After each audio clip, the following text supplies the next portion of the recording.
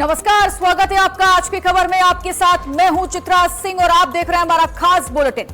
और साथ ही हमारे साथ इस वक्त स्टूडियो में मौजूद हैं हमारे नेशनल एडिटर प्रदीप विश्वकर्मा जी, जिस पर आज हम चर्चा करने वाले हैं पश्चिम बंगाल और तमिलनाडु में हो रहे विधानसभा चुनाव के पहले फेज की वोटिंग को लेकर। आज मतदान सुबह से ही जारी है, जहां एक और पश्चिम बंगाल में पहले चरण के लिए 16 जिलों की 152 सीटों पर वोटिंग हो रही है। कुल 1478 उम्मीदवार मैदान में हैं और 3 करोड़ 60 लाख से ज्यादा मतदाता करीब 44,376 बूथों पर वोट डालेंगे। दूसरी ओर तमिलनाडु में सभी 234 सीटों पर एक साथ वोट डाले जा रहे हैं और यहां लगभग 5 करोड़ 73 लाख मतदाता अपने मताधिकार का प्रयोग करेंगे। तो तस्वीरें भी हम आपको दिखा दें, जहां पश्चिम बंगाल में टीएमसी और बीजेपी के बीच देखिए कड़ा मुकाबला है, तो तमिलनाडु में भी डीएमके की अगुवाई वाले इंडिया गठबंधन और एआईएडीएमके बीजेपी वाले एनडीए में मुकाबला है। और आज हर कोई अपने अपने घरों से निकल रहा है अपने मताधिकार का इस्तेमाल करने के लिए। குறிப்பாக திராவிட முன்னேற்ற கழகம் பல தவறுகளை பண்றாங்க, சாஃப்ட் கேம்பெயினிங் பண்றாங்க. அதையும் நாங்கள் வன்மையாக கண்டிக்கின்றோம். புதிய கட்சிகள் இருக்காங்கன்னா இல்லைன்னு சொல்லல. See, putting a vote is every Indian citizen's right. So please don't miss from voting. Whoever you want to vote to, please do come and vote. So that's the service you're doing for the country and for the state. So God bless all. God bless everyone. God bless Tamil Nadu. God bless India. And please do come and vote.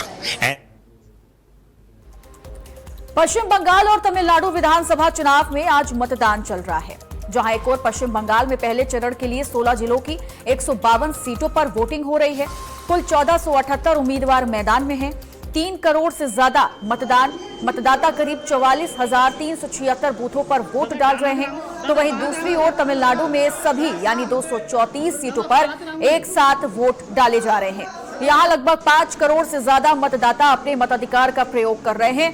तो तस्वीरें आपको शिवेंदु अधिकारी के भी हम दिखा दें, जहां पर देखिए आज वोटिंग डाली गई है और हर बूथ पर इस वक्त भारी भीड़ लोगों की नजर आ रही है। पश्चिम बंगाल में टीएमसी और बीजेपी के बीच देखिए कड़ा मुकाबला देखा जा रहा है और तमिलनाडु में भी हर किसी की नजरें टिकी हुई हैं, जहां डीएमके की अगुवाई वाले इंडिया गठबंधन के सामने एआईएडीएमके बीजेपी वाले एनडीए में मुकाबला देखा जा रहा है। और इस बार तमाम बड़े मुद्दों के साथ जितने गणमान्य हैं वो सड़कों पर मौजूद रहे, जहां जनता को रुझाने की पूरी कोशिश की गई है। लेकिन अब सब कुछ देखिए जनता पर निर्भर करता है कि इस बार क्या वाकई में बदलाव की बयार नजर आएगी, चाहे वो पश्चिम बंगाल हो या फिर तमिलनाडु हो।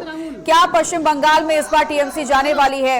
और इस बीच सोशल मीडिया पर भी आप लोगों ने देखा होगा ममता बनर्जी का वो वीडियो बहुत ज्यादा वायरल हुआ, जब उन्होंने भरे मंच से कहा अगर रहे तो फिर मिलेंगे।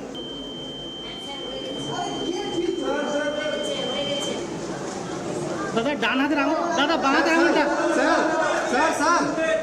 दादा बां हाथ आंगुल, दादा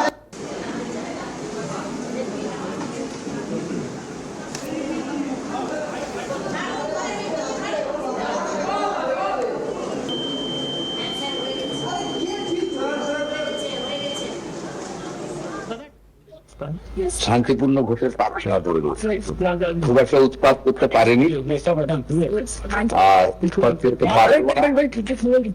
প্রাথমিকভাবে গতকাল ভোটের আগের দিন রাত্রিটা খুব মিনিংফুল থাকে।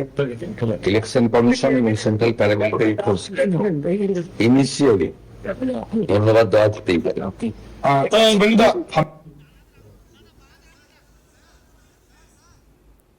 तो शांतिपूर्ण तरीके से मतदान किया जाए, ये शिवेंदु अधिकारी ने भी अभी इस बात का जिक्र किया है और लगातार तमाम रिएक्शन आ रहे हैं, वो भी हम आपको सुनवाएंगे। इस बीच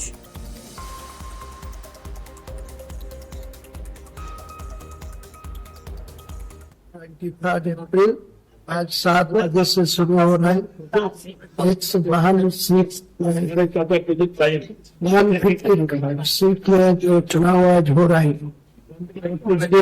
लेके सारे स्टेट जो है 152 सीट चुनाव आज है 23rd और सब लोगों को बधाई दे रहा हूँ, सब लोगों को संपूर्ण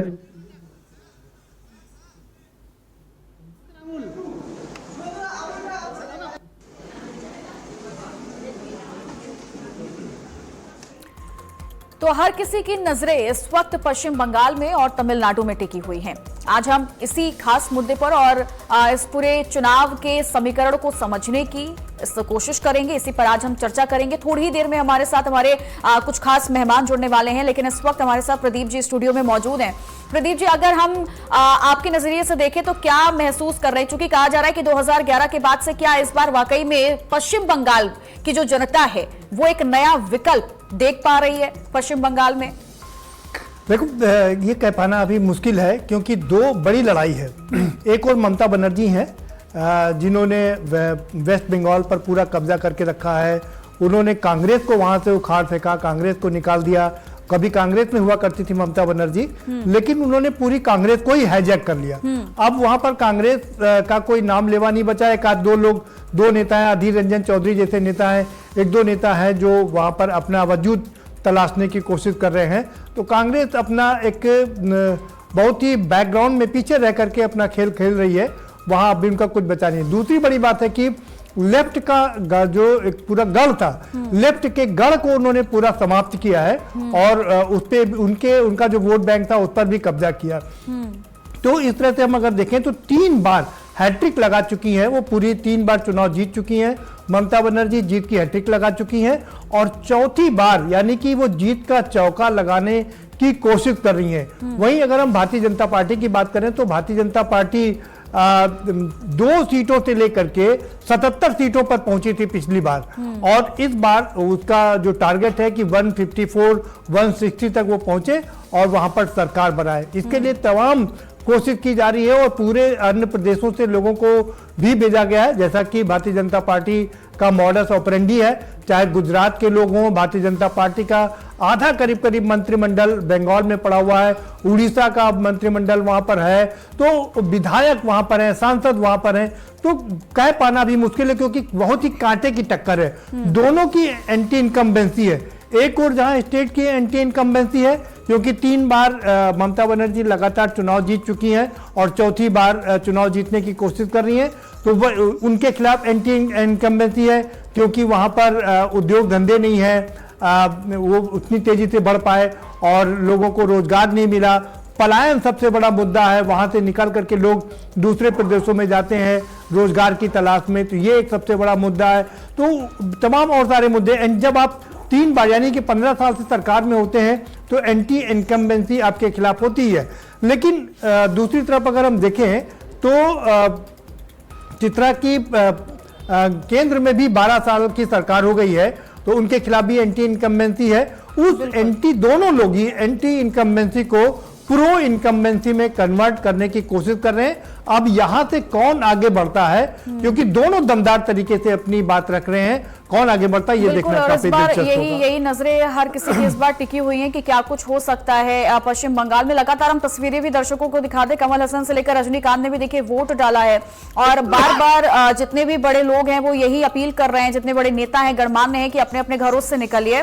और श्रुति हसन को भी आप देख पा रहे हैं उनके साथ में, जहां पर वोटिंग के लिए पहुंचे हुए हैं। हर कोई अपील कर रहा है कि अपने घरों से निकलिए, शांतिपूर्ण तरीके से वोटिंग करिए, यह आपका हक है और आप अपने हक का इस्तेमाल करिए, प्रयोग करिए। कुछ खास मेहमान भी हमारे साथ जुड़ चुके हैं, आपका तारुफ करवा देती हूं। लक्ष्मी प्रसाद हमारे साथ जुड़े हैं, पॉलिटिकल एनालिस्ट हैं। प्रभात चंद्र तिवारी हमारे साथ जुड़े हुए हैं, नेता हैं वो टीएमसी से। आशुतोष झा हमारे साथ जुड़े हुए हैं, बीजेपी नेता हैं। साथ ही अशफाक अहमद हमारे साथ जुड़ चुके हैं, प्रवक्ता हैं कांग्रेस पार्टी के। और लेकिन चर्चा की शुरुआत में करूंगी, प्रभात चंद्र तिवारी जी शायद हमारे साथ नहीं बने हुए हैं, ठीक है। आशुतोष झा जी, इस बार कहा जा रहा है कि शायद बहुत बड़ी बदलाव और जो जनता है पश्चिम बंगाल की वो देख रही है। शुरुआत से ही आप लोग तमाम बड़े दावे कर रहे हैं कि इस बार टीएमसी जाएगी और भारतीय जनता पार्टी आने वाली है। क्या कुछ अभी भाव पा रहे हैं आप लोग, और क्या पहला रिएक्शन होगा पहले फेज की वोटिंग को लेकर? जी नमस्कार चित्रा जी, देखिए आपके चैनल के माध्यम से जो भी पश्चिम बंगाल तथा अन्य जिन भी राज्यों में चुनाव चल रहे हैं, जो भी लोग देख रहे हैं, उनको सबसे पहले तो ये जो लोकतांत्रिक महासमर, लोकतांत्रिक महापर्व चल रहा है, उसमें सभी को वोट करने की अपील में करता हूं अपने पार्टी की ओर से। जहां तक पश्चिम बंगाल की बात है, पश्चिम बंगाल में सुबह 10-11 बजने तक आप जिस भी चुनाव को कवर किए होंगे तब तक बम गोली बारूद आदि की घटनाएं आ जाती है। पोलिंग एजेंट का सर फटा रहता है, कहीं से पोलिंग एजेंट को किडनैप कर लिया जाता है। ये तमाम घटनाओं का साक्षी हम बनते आए हैं। लेकिन इस चुनाव में पश्चिम बंगाल की जनता के मन में एक निर्भयता है, पश्चिम बंगाल की जनता के मन में एक विश्वास है कि वो फ्री एंड फेयर पोल कर पाएंगे और इसीलिए आप देखेंगे कि लोग बड़े उत्साह से पोलिंग बूथों पर जा रहे हैं, अपना मतदान कर रहे हैं। और ये जो आप मतदान देख रहे हैं पूरी तरीके से परिवर्तन का मतदान है। मैं चूंकि पश्चिम बंगाल से ही आता हूँ, पश्चिम बंगाल में हूँ, हमने जनता के मूड को भांपा है। ये जनता वर्सेस ममता का चुनाव है। चाहे जिस भी दल को वोट करना हो, ममता बनर्जी का विदाई करना है और इसीलिए इस बार चुनाव में आप देखेंगे कि लोग ममता बनर्जी के खिलाफ वोट करेंगे और भारतीय जनता पार्टी जिस परिवर्तन का आह्वान कर रही है उस परिवर्तन में पश्चिम बंगाल की जनता अपनी भागीदारी सुनिश्चित करेगी। ठीक है अशफाक अहमद जी, चूंकि थोड़ी देर में टीएमसी से भी हमारे जो नेता हैं वो जुड़ने वाले हैं, लेकिन आपसे मैं रिएक्शन अगर पहला लूं तो इस बार का चुनाव कांग्रेस के नजरिए से कैसा है? क्या कुछ जो जैसा कि उन्होंने बोला है कि इस बार के चुनाव में अगर हम देखें तो बहुत बड़ा बदलाव होने जा रहा है।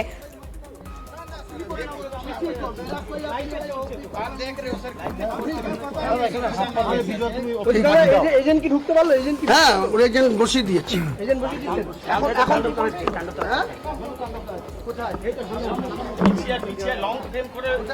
লেন বাইকটা পারবি? আরে ছাড়ছেন কোথায় করছে অভিযোগ করো। आप ये वोट बूथ में आए हैं, क्या देखे यहाँ पे तो सामने देखिए सारा नौदा, रेजीनगर, मुर्शिदाबाद के सारा जो 22 सीट है सब जगह शांतिपूर्ण में चुनाव हो रहा है वोट डालने।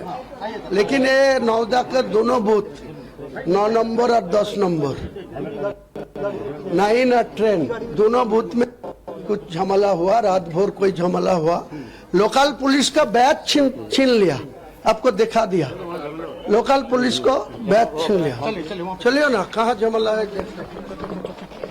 तार खोल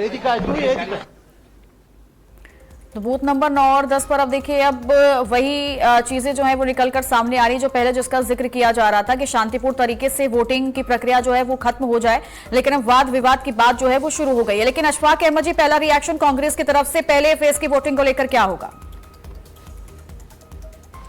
देखिए, मैं एक शायरी से शुरू करना चाहूंगा।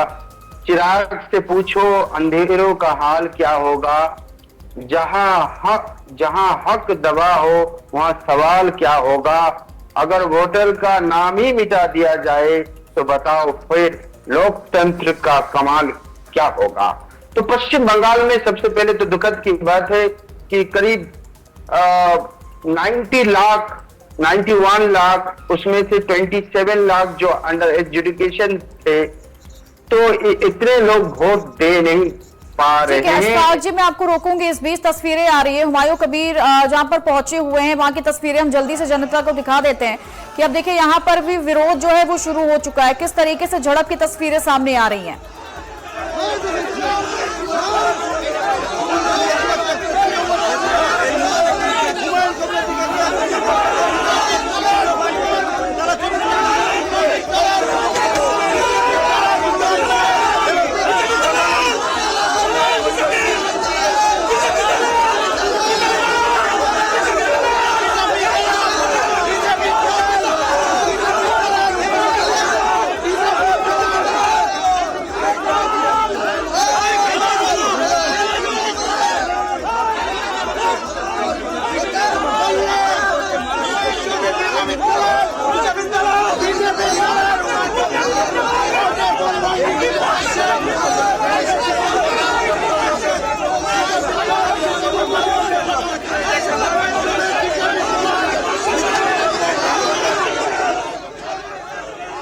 तो एक बार फिर से ये तस्वीरें हम आपको दिखा रहे हैं जहां पर आप देख सकते हैं हुमायूं कबीर और उनके जितने भी समर्थक हैं यहाँ जबरदस्त हंगामा करते हुए, प्रदर्शन करते हुए नजर आ रहे हैं। चूंकि अब कहा जा रहा है कि कई ऐसे बूथ हैं जहां पर शांतिपूर्ण तरीके से वोटिंग चल रही है, लेकिन बूथ नंबर 9 और 10 यहाँ पर कहा जा रहा है कि कुछ ना कुछ गड़बड़ हुई है, रात भर से गड़बड़ चल रही थी, जिसके बाद अब देखिए ये प्रदर्शन विरोध जो है वो शुरू हो चुका है और जितने भी समर्थक हैं हुमायूं कबीर के, उनके पार्टी के, यहाँ पर लगातार हंगामा किया जा रहा है। और इसी लिहाज से देखिए हम शुरुआत से आपको वो तस्वीरें और लगातार ये बता रहे थे कि कैसे सिक्योरिटी के हिसाब से, सुरक्षा के हिसाब से पूरी तैयारी इसीलिए की गई है क्योंकि शांतिपूर्ण तरीके से चुनाव शुरू होता है, लेकिन बाद में वाद विवाद की तस्वीरें आ जाती हैं। इस पर लगातार हमारी नजर बनी रहेगी, लेकिन मेहमान भी हमारे साथ लगातार जुड़े हुए हैं। अशफाक अहमद जी, अपनी बात रखिएगा आप।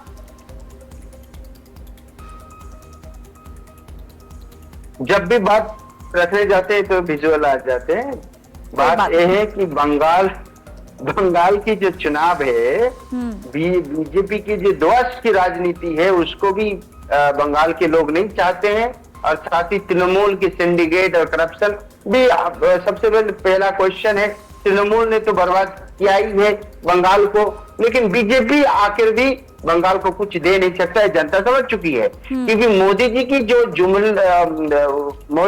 जो गारंटी की बात करते हैं ना, मोदी जी यहाँ पर आके तो लोगों को शक हो जाते थे। लोग कहते हैं मोदी जी की गारंटी यानी जुमलों की वारंटी, तो जुमले कुछ नहीं मिलेंगे। 15 लाख का वादा था, वादा नहीं मिला। 2 करोड़ का नौकरी का वादा था, नहीं मिला। 45 ईयर्स में सबसे ज्यादा जो आपका लोगों का सबसे ज्यादा लोग अनएम्प्लॉयमेंट है। उसके बाद 900 जो एसेंशियल दवाई है, तो दवाइयों का जो मूल्य का वृद्धि कर दिया गया है। उसके बाद आप देखिए एलपीजी सिलेंडर नहीं मिल रहे, महंगाई चरम पर है, इनइक्वालिटी चरम पर है। कुछ पूंजीपतियों को 65% संपत्तियों का मालिक थे, चंद 5% लोग। तो ठीक है, मोदी जी देश को माफी चाहूंगी, आपको फिर से मुझे रोकना पड़ेगा। और यहाँ पर देखिए तस्वीरें हम एक बार फिर से अपनी जनता को दिखा देते हैं। अर्धसैनिक बलों की तैनाती और ज्यादा बढ़ा दी गई है, क्योंकि जो हालात हैं वो बहुत ज्यादा तनावपूर्ण बनते जा रहे हैं। शांतिपूर्ण तरीके से देखिए वोटिंग शुरू हुई, लेकिन जैसे जैसे वक्त आगे बढ़ रहा है विरोध की आवाजें भी अब सुनाई देने लगी हैं। हुमायूं कबीर और उनके समर्थक लगातार हंगामा कर रहे हैं। उन्हें समझाने की और शांत कराने की कोशिश की जा रही है। बावजूद इसके लगातार यहां पर हंगामा जो है वो अपनी चरम सीमा पर पहुंचता हुआ दिखाई दे रहा है। तस्वीरें आपकी टीवी स्क्रीन पर हम दिखा रहे हैं, और यही हालात और ज्यादा तनावपूर्ण ना बन सके इसके लिए अर्धसैनिक बलों की संख्या को और ज्यादा बढ़ाया जा रहा है। अशफाक अहमद जी, आपकी बात मैंने सुन ली। सीधे तौर पर यही है कि राज्य सरकार तो कोई काम कर नहीं पाई, अब केंद्र में रहते हुए भी बीजेपी कोई ऐसा काम नहीं किया जिससे उन्हें राज्य में मौका दिया जाए। मैं आपसे भी जवाब लूंगी, लेकिन लक्ष्मी जी भी हमारे साथ लगातार बने हुए हैं, राजनीतिक विश्लेषक हैं। आपसे पहला रिएक्शन मैं जानूंगी इस बार पश्चिम बंगाल के चुनाव को लेकर, क्या भाप पा रहे हैं, क्या कुछ नजर आ रहा है आपके नजरिए से?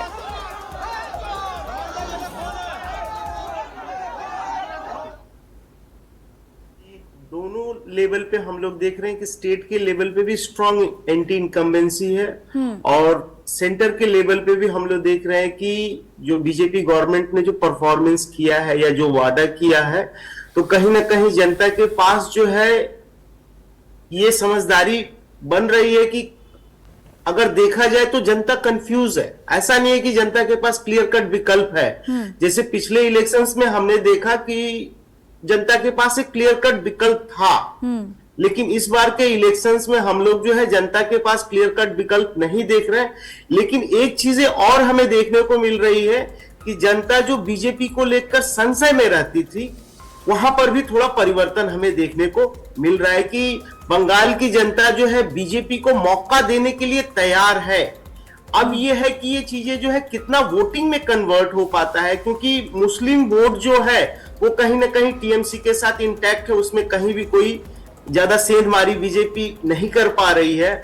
और ये जो हुमायूं कबीर जी का जो मामला आया, तो उनका जो है वो मामला अभी अगर देखें तो वो डिफ्यूज हो गया, और उसका जो नुकसान होने वाला था टीएमसी को, वो फिर से जो है टीएमसी ने उसको ओवरकम कर लिया है। और एक बेलडांगा बोलकर सीट है, या फिर भरतपुर बोलकर सीट है, या फिर रेजीनगर की जो सीट है, इन 3 सीटों के अलावा जो है उनका प्रभाव हमें बहुत ज्यादा देखने को नहीं मिल रहा है। ठीक है, जैसा कि प्रदीप जी भी आपने भी जिक्र किया था एंटी इनकम्बेंसी का, और उसी बात का जिक्र भी लक्ष्मी जी ने भी किया है। बिल्कुल, देखो दोनों तरफ से एंटी इनकम्बेंसी है, और जैसा मैंने पहले भी कहा कि 3 बार की सरकार है, और जाहिर सी बात है कि लोग ऊब जाते हैं, बहुत सारे लोगों के काम नहीं होते हैं, परेशान होते हैं, तो वो लोग एक बदलाव चाहते हैं कि जैसे शरद पवार ने कहा था कि रोटी पलट देनी चाहिए। अगर रोटी पलटी नहीं जाए तो रोटी जल जाती है। तो कुछ उसी तरीके से यहाँ देखा जा रहा है कि इसमें कोई शक नहीं कि ममता बनर्जी सड़क पर रहती हैं और लोगों के बीच में रहती हैं, काम करती हैं और लोगों से तालमेल बना करके चलती हैं और लोगों से बातचीत करती हैं। लेकिन उसके बावजूद बहुत सारे ऐसे लोग होते हैं जो नाराज होते हैं, तो उनकी नाराजगी को कैसे दूर करेंगी, क्या कर पाई हैं, ये देखना काफ़ी दिलचस्प होगा। भारतीय जनता पार्टी की बात करें तो वहाँ का जो उनकी लोकल लीडरशिप है वो इस बार इतना मुखर होकर के सामने नहीं आई है जितना पिछले चुनाव में शुभेंद्र अधिकारी बढ़ चढ़ के हिस्सा ले रहे थे, काम कर रहे थे। तमाम जो लोकल उनके लीडर थे वो आगे पूरी तरीके से मोर्चा संभाले हुए थे। लेकिन इस बार सेंट्रल लीडरशिप ने पूरी तरीके से मोर्चा संभाला है। खुद प्रधानमंत्री नरेंद्र मोदी जी वहां पर कई रैलियां कर चुके हैं, जनसभाएं कर रहे हैं, वहीं पर वहां 3 से 4 जनसभाएं कर रहे हैं और गृह मंत्री अमित शाह तो वहीं पर डेरा जमाए हुए बैठे हुए हैं। तो इससे आप अंदाजा लगा लीजिए कि ये क्या चुनाव ये स्टेट वर्सेस केंद्र का होने जा रहा है, ये भी देखना काफी दिलचस्प होगा। ठीक है, बिल्कुल। और बार बार यही चीज कही जा रही है कि केंद्र सरकार की कई ऐसी योजनाएं जो शायद वहां की राज्य की जनता को नहीं मिलती हैं। ऐसे में वही सवाल अभी अशफाक जी ने उठाया है, लेकिन हम समझेंगे आशुतोष जी जरा, जैसा कि अभी आपने अशफाक जी ने इस बात का जिक्र किया है कि भले ही टीएमसी राज्य में है लेकिन आप लोग तो केंद्र में हैं। जब केंद्र में रहते हुए टीएमसी की जनता को लाभ नहीं मिल पा रहा है तो कैसे आप लोगों पर भरोसा टीएमसी माफ कीजिएगा जो पश्चिम बंगाल की जनता है वो जताएगी? तो इसको किस नजरिए से देखेंगे और इस पर क्या जवाब देंगे पश्चिम बंगाल की जनता के लिए? क्या इसको सही मानते हैं आप? बिल्कुल, देखिए, जब आप भारतीय जनता पार्टी का संकल्प पत्र देखेंगे तो उसमें हमने इस चीज का साफ साफ स्पष्ट जिक्र किया है। जैसे आप देख ले आयुष्मान भारत जैसी योजनाओं को केंद्र और राज्य के संघात के वजह से, कंफ्लिक्ट के वजह से पश्चिम बंगाल की जनता कहीं ना कहीं इस पर लूजिंग एंड पर रहती है। आयुष्मान भारत की योजना की बात करें, वो कृषक सम्मान कार्ड की बात करें, ऐसे कई योजनाओं से पश्चिम बंगाल की जनता को वंचित रखा गया था। और देखिए, मैं भाजपा का प्रवक्ता बाद में हूँ, पश्चिम बंगाल का एक आम नागरिक पहले हूँ। पिछले कई दशकों से हमने केंद्र और राज्य के संघात के वजह से, केंद्र और राज्य के कंफ्लिक्ट की वजह से अपने आप को लूजिंग एंड पर देखा है। इसीलिए पश्चिम बंगाल की जनता के रूप में हम एक डबल इंजन की सरकार इसलिए चाहते हैं ताकि केंद्र की जो योजनाएं हैं, केंद्र का जो एक इंफ्रास्ट्रक्चर है, केंद्र का जो एक ब्लूप्रिंट है, वो पश्चिम बंगाल में लागू हो पाए। ममता बनर्जी अपने राजनीतिक लाभ की वजह से, अपने राजनीतिक गिमिक के वजह से कहीं ना कहीं पश्चिम बंगाल की जनता को लूजिंग एंड पर रखती है। केंद्र की कोई योजना यहाँ पर लागू नहीं हो पाती। इसलिए इस बार पश्चिम बंगाल की जनता ने ठाना है कि डबल इंजन की सरकार बनानी है और नरेंद्र मोदी जी का जो विकसित भारत का रथ है उसमें पश्चिम बंगाल भी जुड़े।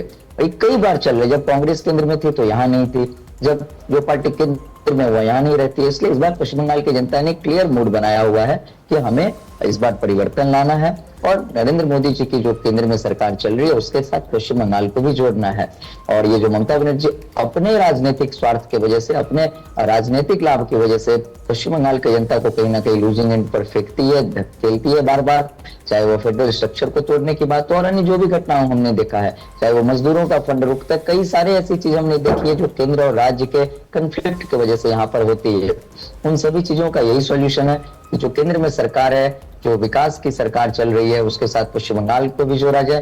करप्शन की क्या अवस्था पश्चिम बंगाल में वो भी जनता ने यहाँ देखा है, किस तरीके से मंत्रियों के घर से करोड़ों के कैश के बंडल मिले। इन सभी चीजों को ध्यान में रखते हुए आज प्रथम चरण में पश्चिम बंगाल की जनता मतदान करने जा रही है और एक विकसित पश्चिम बंगाल, एक सुशासन की सरकार गढ़ने के लिए इस चुनाव में पश्चिम बंगाल की जनता अपनी भागीदारी निभा रही है। ठीक है, अशफाक जी कुछ कहना चाहते हैं? अशफाक जी अपनी बात रखिएगा आप।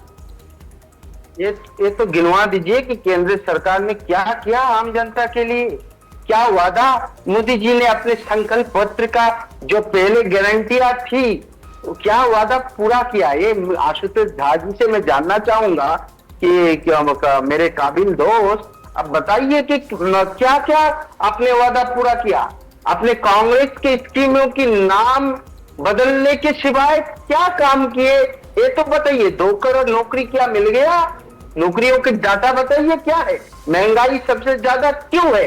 रुपया क्यों गिर रहा है? आपकी पश्चिम बंगाल के विधानसभा में जीरो है। आपकी पार्टी पश्चिम बंगाल के विधानसभा में जीरो है और उसका कारण ये है कि आज तक आप पश्चिम बंगाल की जनता के सामने अपने राजनीतिक स्टैंड को स्पष्ट नहीं कर पाए। आपकी कोalition की सरकार है झारखंड में और वहां के मुख्यमंत्री आकर यहाँ पर ममता बनर्जी की पार्टी का प्रचार कर रहे, उधर झारखंड से जुड़े हुए जो बॉर्डर डिस्ट्रिक्ट है पुरुलिया, झारग्राम आदि में। फिर आप यहाँ पर भी राज्य सरकार को सवाल कर रहे हैं। जो आपकी राजनीतिक जो विचारिता है ना इसकी वजह से आपको आज जीरो कर दिया पश्चिम बंगाल में लोगों ने। आप पहले भाजपा से सवाल करने से पहले आप अपना राजनीतिक स्टैंड क्लियर करिए। कांग्रेस यहाँ पर किसके विरुद्ध लड़ रही है? आप क्लियर कीजिए, वादा पूरा कांग्रेस यहाँ किसके विरुद्ध लड़ रही है? उसमें आप अभी तक पश्चिम बंगाल की जनता के सामने स्पष्ट नहीं कर ठीक पाए है। हैं। भारतीय जनता पार्टी देखिए अब आने की और सत्ता में आने की पूरी कोशिश में लगी हुई है पश्चिम बंगाल में, और वहीं दूसरी तरफ अब अगर हम बीजेपी से सवाल करेंगे तो बीजेपी उल्टा कांग्रेस से भी यही सवाल करेगी कि आप लोग पश्चिम बंगाल में क्या कर रहे हैं? हम लोग तो कोशिश कर रहे हैं, तो आप लोग उस कोशिश की लाइन में क्यों नहीं नजर आ रहे हैं? लक्ष्मी जी, जैसा कि बार बार जिक्र यहाँ पर वोटिंग पैटर्न को लेकर के भी हो रहा है, अगर पिछले चुनाव का हम जिक्र करें और इस बार के चुनाव का जिक्र करते हैं तो वोटिंग पैटर्न में आप क्या देख पा रहे हैं? क्या कुछ नजर आ रहा है इस बार के चुनाव में आपको? क्योंकि पहला फेज है, बहुत महत्वपूर्ण भी है भारतीय जनता पार्टी के लिए और टीएमसी के लिए भी। जैसा कि हम लोग देख रहे हैं जो 2021 का इलेक्शन का जो आंकड़े हैं, तो बीजेपी को जो है 59 सीट्स मिले थे फर्स्ट फेज में और टीएमसी को जो है 93 सीट्स वगैरह मिली थी। तो इस बार भी थोड़ा अनुमान लगाया जा रहा है कि जिन क्षेत्रों में आज चुनाव है वहां पर बीजेपी थोड़ी फायदे में रहेगी। लेकिन देखिए महिला वोट जो है किस तरह से मूव कर रहा है, ये बीजेपी की सीटों के इजाफे और या टीएमसी के नुकसान की तरफ इंगित करेगा। दूसरी चीजें हैं, युवा जो वोटर है, युवा वोटर के साथ भी जो समस्या है कि वेस्ट बंगाल गवर्नमेंट के द्वारा जो है एक रिसेंटली स्कीम शुरू किया गया था युवा साथी, तो उसका प्रभाव कितना जो है टीएमसी अपने युवा वोटर को बचाए रखने में हेल्प कर पा रहे हैं, ये काफी हद तक जो है निर्धारित करेंगे। लेकिन फिर भी हम देख पा रहे हैं कि फर्स्ट फेज में जो है कहीं ना कहीं बीजेपी जो है थोड़ी बेनिफिट में रहने की संभावना है। ठीक है। प्रदीप जी, इस बार के चुनाव में इस बात का भी बहुत ज्यादा जिक्र हो रहा है कि अगर हम पश्चिम बंगाल में देखें तो जातीय समीकरण के हिसाब से और जातीय टिकट के हिसाब से जो देखकर दिया जाता है वो कहीं ना कहीं अदृश्य हो गया था। लेकिन इस बार के चुनाव में हमने देखा है कि इसको ध्यान में रखते हुए टिकट वितरण की जो प्रक्रिया है ना वो बहुत अच्छे से की गई है। ब्राह्मण से लेकर कायस्थ हो या फिर तमाम जितने भी जातीय समीकरण क्यों ना हो, वो बहुत साधने की कोशिश की गई है। नहीं चित्रा, ये कहना बेईमानी होगा कि पिछले चुनाव में इसका ख्याल नहीं रखा गया था। मुझे लगता है जब से चुनाव शुरू हुआ है 1951 से, तभी से इन सब चीजों का ख्याल रखा जाता है। आपको रोकूंगी मैं प्रदीप जी। शिवेंदु अधिकारी क्या कुछ कह रहे हैं, पहले वो सुनवा देते हैं दर्शकों को। बहुत परिवर्तन आ रहा है, पूरा परिवर्तन के माहौल है। मैं वोट डाल दिया और परिवर्तन होगा। यहाँ हिंदू जो हमारी दीदी बहनें रो रहा है, जो इस बार परिवर्तन नहीं होगा तो बंगाल का सनातन खत्म हो जाएगा। माहौल ठीक है, कंट्रोल है, election commission is doing very better, लेकिन कुछ तो है, चोट डाकत तो है अभी भी। वो पिघला उसी का खिलाफ हम लोग का स्पेसिफिक कंप्लेंट है। चिन्मय प्रामाणिक हमारी पोलिंग एजेंट को अरेस्ट किया है, उसको तुरंत कार्रवाई होना चाहिए। मैं police observer, state police observer mister Mishra और सीओ साहब मनोज अग्रवाल के साथ किया, कंप्लेन भी किया, उसको तुरंत उसको हटाना चाहिए, एक्शन होना चाहिए, सस्पेंड होना चाहिए। तो विरोध के सुर देखिए लगातार सुनाई देने लगे हैं, लेकिन ये कहां तक जाकर रुकेगा ये देखना काफी दिलचस्प रहेगा। प्रदीप जी अपनी बात रखिएगा आप। हाँ, तो मैं कह रहा था चित्रा कि जातीय समीकरण का ख्याल ना रखा जाए ये कहना बेईमानी होगा। और शुरू से ही 1951 में जब पहला चुनाव हुआ तब से ही इस बात का ख्याल रखा गया है और धीरे धीरे आप देखिए ये बढ़ता ही चला जा रहा है। अब लड़ाई एकदम जोर पर आ गई और उत्तर फिर चाहे वो यूपी हो, बिहार हो, जहाँ पर जाति की समस्या बहुत ज़्यादा बड़ी है, लेकिन इससे अछूता पूरा देश में कोई प्रदेश नहीं है। वेस्ट बंगाल भी इससे अछूता नहीं है, तमिलनाडु भी इससे अछूता नहीं है। देखो तमिलनाडु की अगर हम बात करें, AIADMK जो कभी ब्राह्मणवादी पार्टी हुआ करती थी, सवर्णों को टिकट देती थी, आज उसने सारे सवर्णों को का टिकट काट दिया और वो सिर्फ बैकवर्ड दलित और उनको टिकट दिया है उसने। तो एक बहुत ड्रास्टिक चेंज वहां पर तमिलनाडु में देखने को मिला। हम इसी तरीके से कोलकाता की बात, वेस्ट बंगाल की बात करें तो वेस्ट बंगाल में भी इन जातीय समीकरण को देख करके जो टिकट वितरित किए जाते हैं। हाँ, इसमें थोड़ा परिवर्तन ये जरूर आया है कि अब महिला के रूप में जो नया वोटर तैयार हुआ है, जो जिसकी आबादी 50% है और जो अब पूरी सत्ता बदलने की ताकत रखती है, जो पुरुषों से ज्यादा वोट देती है, उस पर ज्यादा फोकस किया गया है। आप देखिए कितना टैक्टिकल चेंज आया है। जो कांग्रेस 3 दशक तक महिला बिल पास नहीं करा पाई, राज्यसभा में पास कराया लेकिन लोकसभा में पास नहीं कराया, और मुलायम सिंह यादव हो या लालू यादव हो, वो सब कहते रहे कि आरक्षण के अंदर आरक्षण दिया जाए, यानी कि जो 33% आरक्षण दिया जा रहा है उसमें दलितों का आरक्षण हो, पिछड़ों का भी आरक्षण दिया जाए, यानी कि 33% में आरक्षण के अंदर आरक्षण दिया जाए।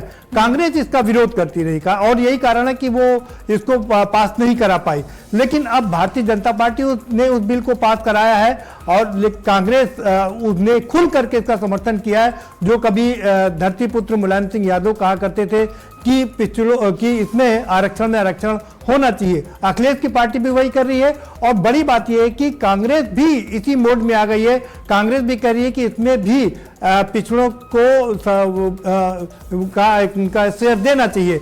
इतना ही नहीं बल्कि एक लंबा वो भी करने जा रही है। एक प्रधानमंत्री नरेंद्र मोदी को 10 लाख पोस्ट कार्ड लिखने की बात की जा रही है। एक अभियान चलाया जा रहा है कि इस अभियान के तहत उनको बताया जाएगा कि आरक्षण का वर्गीकरण किया जाए। तो ये टैक्टिकल शिफ्ट आया है, टैक्टिकल चेंज आया है, कांग्रेस में एक बहुत बड़ा चेंज आया है। तो ये एक अलग है। बाकी अगर हम जातीय समीकरण की बात करें तो सारी राजनीतिक पार्टियां जातीय देख करके ही वोट देती हैं। यानी अब चाहे कांग्रेस पार्टी का जिक्र करे, टीएमसी का या फिर बीजेपी का, बहुत अच्छी तरह से समझने लगे हैं कि कौन से वो मुद्दे हैं, कौन सी वो योजनाएं हैं और वो कौन सी बातें हैं जिस पर अगर ज्यादा फोकस किया जाएगा तो शायद जनता का विश्वास जीता जा सकता है। आशुतोष जी, लगातार ये कहा जा रहा है कि ममता बनर्जी ने ऐसी जन कल्याणकारी योजनाएं वो पश्चिम बंगाल की जनता के लिए लेकर के आई हैं जिस पर कहीं ना कहीं वहां की जनता का विश्वास है। लेकिन अब एक वर्ग ऐसा है जो बार बार ये कह रहा है कि अगर भारतीय जनता पार्टी पश्चिम बंगाल में आ जाती है तो जो योजनाएं आप लोगों को आज मिल रही हैं, जिनका आप लोग फायदा उठा पा रहे हैं, भारतीय जनता पार्टी के आने के बाद से सब बंद हो जाएगा। तो आपको लगता है ये, मैं सिर्फ पश्चिम बंगाल का जिक्र नहीं कर रही हूं, आपको भी पता ही होगा कि जिन भी राज्यों में जो नैरेटिव पहले से सेट किया जाता है उसके हिसाब से कहीं ना कहीं बहुत सारी चीजें और सियासी गणित जो है वो बदल जाता है।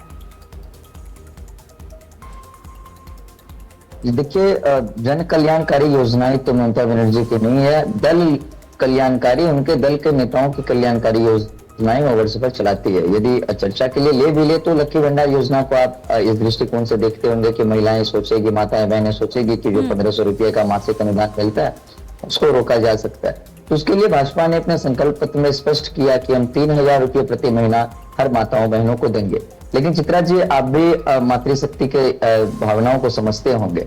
1500 रुपये प्रति महीना अनुदान के दम पर आरजी कर, संदेश खाली और कस्बा लॉकलिस की घटनाओं को नहीं भुलाया जा सकता है। जो 8 बजे के बाद नहीं निकलने वाली बयान ममता बनर्जी का आया था ऐसे महिलाओं के विरुद्ध हो रहे दुष्कर्म की घटनाओं पर, उसको भी मातृशक्ति यहाँ की नहीं भुला सकती है। इसीलिए जो करने के लिए लोग कह रहे कि लक्की भंडार योजना के लिए मातृशक्ति वोट करेगी, तृणमूल के पक्ष में उनको लगेगा कि भाजपा आएगी तो 1500 वाली योजना बंद हो जाएगी। तो दोनों विषय यदि देखें, यदि हम फाइनेंशियल स्टेबिलिटी की बात देखें तो 1500 के बदले 3000 दे रही है भारतीय जनता पार्टी, और साथ ही साथ महिला सुरक्षा की गारंटी भी दे रहे हैं। अन्य योजनाएं, जो आप मकान की बात करें तो प्रधानमंत्री का योजना चल रहा है आवास के लिए, प्रधानमंत्री की जल नल योजना चल रही है, प्रधानमंत्री की आयुष्मान भारत योजना चल रही है। कुल मिलाकर केंद्रीय योजनाओं का ही नाम। ठीक है आशुतोष जी, मैं आपको रोकूंगी और ये देखिए पहले फेज की वोटिंग में ही किस तरीके से विरोध शुरू हो चुका है उसकी तस्वीरें एक बार फिर से हम आपको दिखा दें, जहां पर सुरक्षा बलों की तैनाती जो है वो बहुत ज्यादा बढ़ा दी गई है क्योंकि हालात इस वक्त यहां पर तनावपूर्ण बने हुए हैं। विरोध इसलिए शुरू किया गया क्योंकि कहा गया है कि बूथ 9 और 10 में कोई झोल हुआ है, कोई गड़बड़ी हुई है जो कि रात से चल रहा था और इस बात का अंदाजा हो चुका है और इसी लिहाज से हुमायूं कबीर की पार्टी ने यहां पर जमकर विरोध किया है, प्रदर्शन करना शुरू किया है। समझाने की कोशिश की गई है काफी ज्यादा, लेकिन उसके बाद भी हालात जो हैं वो लगातार कंट्रोल से बाहर हो चुके हैं। और इस लिहाज से हम तस्वीरें आपको दिखा रहे हैं। जो आप तस्वीरें देख रहे होंगे तो आप खुद अंदाजा लगा सकते हैं कि क्या हालात इस वक्त वहां पर बने हुए हैं। तो ये हमेशा से ऐसी तस्वीरें देखने को मिलती हैं। जिस भी राज्य में चुनाव होता है, वोटिंग की प्रक्रिया शुरू होती है, शुरुआती जो माहौल होता है वो बेहद शांतिपूर्ण तरीके से होता है। हर कोई कहता है कि अपने घर से निकलिए, शांतिपूर्ण तरीके से वोटिंग कीजिए, लेकिन बाद में वही नेता लोग मिलकर यहाँ पर विरोध प्रदर्शन करना शुरू कर देते हैं। अब सबसे बड़ा सवाल तो यही है कि क्या ये विरोध प्रदर्शन करने से सारी चीजें ठीक हो जाएंगी? फिलहाल ये कहां तक जाएगा ये प्रदर्शन, ये देखना काफी महत्वपूर्ण है। लेकिन तस्वीरें लगातार हम आपको दिखा रहे हैं और इसका असर और किन किन सीटों पर और किन किन बूथ लेवल पर जाता हुआ दिखाई देगा, ये कह पाना अभी मुश्किल है। तो तस्वीरें आपके टीवी स्क्रीन पर हम दिखा रहे हैं। पश्चिम बंगाल की राजनीति में इस वक्त क्या कुछ सियासी गणित चल रहा है, वो तो एक तरफ चर्चा लगातार की जा रही है, लेकिन दूसरी ओर हंगामा भी अपनी चरम सीमा पर आसमान छूता हुआ दिखाई दे रहा है। यहाँ पर लगातार हंगामा किया जा रहा है। हुमायूं कबीर की पार्टी, जिनका गठबंधन AIMIM से हुआ लेकिन बाद में टूट गया, और उसके बाद अब ये पार्टी देखिए किस तरीके से अकेले चुनाव लड़ती हुई नजर आ रही है और विरोध प्रदर्शन किया जा रहा है। शुभेंदु अधिकारी को भी अभी आपने सुना था, जिन्होंने सीधे तौर पर बोला और अपील की है लोगों से कि शांतिपूर्ण तरीके से आप मतदान कीजिए, अपने मताधिकार का प्रयोग कीजिए। ये विरोध प्रदर्शन करना, इस तरीके से हंगामा करना ठीक नहीं है। लेकिन अभी भी यहाँ जितने समर्थक हैं वो हंगामा कर रहे हैं, विरोध कर रहे हैं, नारेबाजी कर रहे हैं, लेकिन इसका असर कितना होगा ये कह पाना अभी बहुत मुश्किल है। लेकिन पश्चिम बंगाल का सोचिए, आज पहला फेज है जहां 16 जिलों की 152 सीटों पर चुनाव हो रहा है, मतदान हो रहा है और यहां पर लगातार हंगामा किया जा रहा है। स्थानीय लोग जो हैं, जो आम जनता है, वो अपने अपने मुद्दों को लेकर लगातार अपने घर से बाहर निकली हुई है और वोटिंग डालने के लिए, वोट करने के लिए निकली हुई है। लेकिन यहां पर हुमायूं कबीर की पार्टी ने, उनके समर्थकों ने भारी हंगामा करना शुरू कर दिया है। तो तस्वीरें आपकी टीवी स्क्रीन पर हम दिखा रहे हैं इस वक्त, और आप देख सकते हैं कि आमने सामने इस बार आपको सुरक्षा बल भी नजर आ रहे होंगे, तो दूसरी ओर जितने समर्थक हैं वो नजर आ रहे हैं। काफिला भी यहाँ पर गाड़ियों का लगातार जमावड़ा जो है वो भी नजर आ रहा है।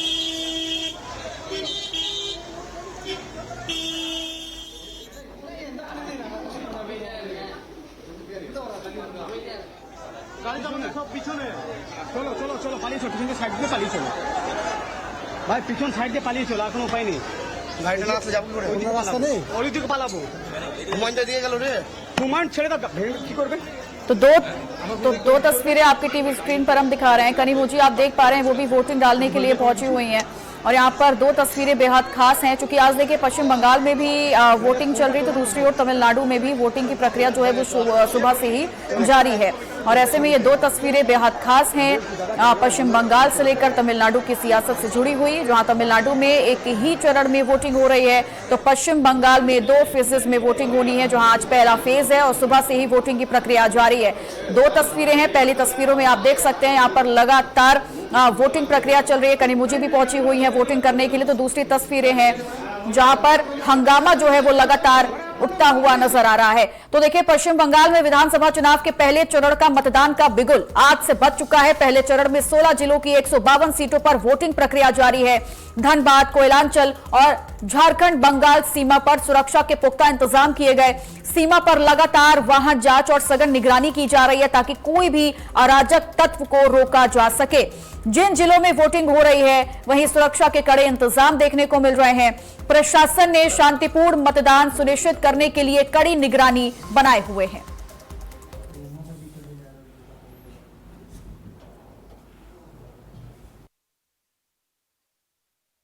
पश्चिम बंगाल विधानसभा चुनाव को लेकर पहले चरण का मतदान आज प्रारंभ हो चुका है। सुबह 7 बजे से मतदान की प्रक्रिया प्रारंभ हो गई है। हम झारखंड और पश्चिम बंगाल के सीमा डिबूटी चेक पोस्ट पे मौजूद हैं। यहाँ देख सकते हैं कि कैसे सुरक्षा बल जो है बॉर्डर पे बारीकी से निरीक्षण कर रही है। तमाम जो गाड़ियां इंटर स्टेट से आ रही है उनकी जो है चेकिंग की जा रही है। कोशिश ये है कि किसी तरह से असामाजिक तत्व जो है चुनाव वाले क्षेत्र में जहां मतदान हो रहे हैं वहां पे प्रवेश ना कर पाए। आज 16 जिलों के 152 विधानसभा सीटों पर चुनाव हो रहे हैं और पश्चिम बंगाल में जिस ढंग से चुनाव का इतिहास रहा है, तो कोशिश ये की जा रही है कि तमाम सीटों पर शांतिपूर्ण मतदान हो। इसको लेकर सुरक्षा बल जांच कर रहे हैं। हमारे साथ बॉर्डर पे मजिस्ट्रेट हैं, हम उनसे जानना चाहेंगे कि कैसे हम जांच की जा रही है, नहीं कर सकते हैं। तो उन्होंने कहा कि ये बात नहीं कर सकते हैं, लेकिन जो तैयारियां दिख रही है वो काफी मुस्तैद लोग हैं यहाँ पे, और कोशिश ये है कि शांतिपूर्ण चुनाव संपन्न हो जाए। झारखंड पश्चिम बंगाल सीमा से आज की खबर के लिए अमित सिन्हा।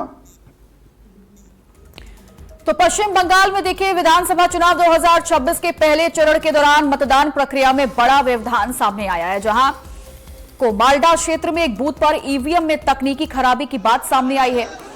मोटाबारी के बलुआचारा हाई स्कूल बूथ पर वोटिंग बाधित होने से मतदान रोकना पड़ा। जानकारी के मुताबिक ईवीएम खराबी के बाद सेक्टर अधिकारी के मौके से फरार होने की बात भी सामने आई है। इस मामले की गंभीरता को देखते हुए मतदान को अस्थायी रूप से रोककर प्रशासनिक स्तर पर जांच शुरू कर दी गई है।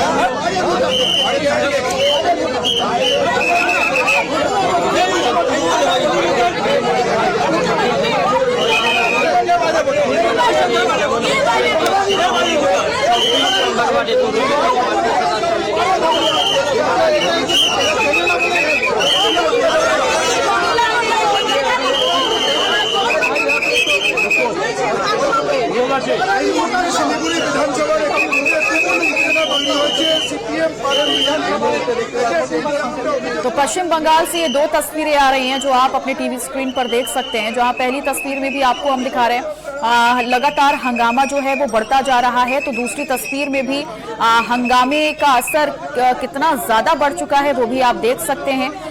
अलग अलग जगहों से ये तस्वीरें आ रही हैं, जहां पर देखिए बंगाल चुनाव में पहली बात तो ये कही गई कि ईवीएम में खराबी आ गई, जिसकी वजह से मतदान को रोक दिया गया है और बूथ पर जो लगातार मतदाता हैं वो हंगामा कर रहे हैं। फिलहाल दूसरी तरफ कहा जा रहा है जो सेक्टर अधिकारी हैं वो इस वक्त फरार हैं और मतदान रुकने से प्रशासनिक हड़कंप भी इस वक्त मचा हुआ है, लेकिन लोगों को समझाने की कोशिश की जा रही है, जितने समर्थक हैं उन्हें भी समझाने की बुझाने की कोशिश की जा रही है, लेकिन मामला जो है वो बढ़ता जा रहा है। हंगामा भी, विरोध प्रदर्शन की आवाजें भी बढ़ती जा रही हैं। पश्चिम बंगाल के अलग अलग जिलों से अलग अलग की ये तस्वीरें हैं जो आपको हम दिखा रहे हैं। इस वक्त रोड को जाम कर दिया गया है, चक्का जाम कर दिया गया है और जितने भी समर्थक हैं, हुमायूं कबीर से लेकर उनकी पार्टी के समर्थक हो या फिर अलग अलग बूथ में वहां के मतदाता हो, वो हंगामा कर रहे हैं। यहाँ पर सुबह से ही हमने आपको तस्वीरें दिखाई थी, जब शुरुआत तो शांतिपूर्ण तरीके से हुई थी, जहां पर लोग जो है वो मतदान करने के लिए अपने अपने घरों से निकल रहे थे शांतिपूर्ण तरीके से, लेकिन जैसे जैसे वक्त आगे बीता यहाँ पर मामला जो है वो थोड़ा सा पेचीदा हो चुका है, क्योंकि मतदान के बीच में हंगामे की खबर सामने आई है, जहां 152 सीटों पर मतदान हो रहा है, लेकिन ईवीएम में खराबी की वजह से मतदान अभी रोक दिया गया है और जो सेक्टर अधिकारी है वो कहा जा रहा है कि फरार हो चुका है। लेकिन यहाँ पर अर्धसैनिक बलों की तैनाती इस लिहाज से कर दी गई है कि तनाव और ज्यादा ना बढ़ सके और कोई भी स्थिति जो है वो नियंत्रण से बाहर ना हो, इसीलिए अर्धसैनिक बलों की संख्या को लगातार बढ़ाया जा रहा है। और आप आमने सामने देख सकते हैं हुमायूं कबीर, उनकी पार्टी के जितने भी समर्थक है वो भी डटे हुए हैं, तो दूसरी तरफ अर्धसैनिक बल जो है वो भी यहाँ पर लगातार उन लोगों को रोकने की कोशिश कर रहे हैं और यहाँ पर जमावड़ा जो है लोगों का वो बढ़ता चला जा रहा है।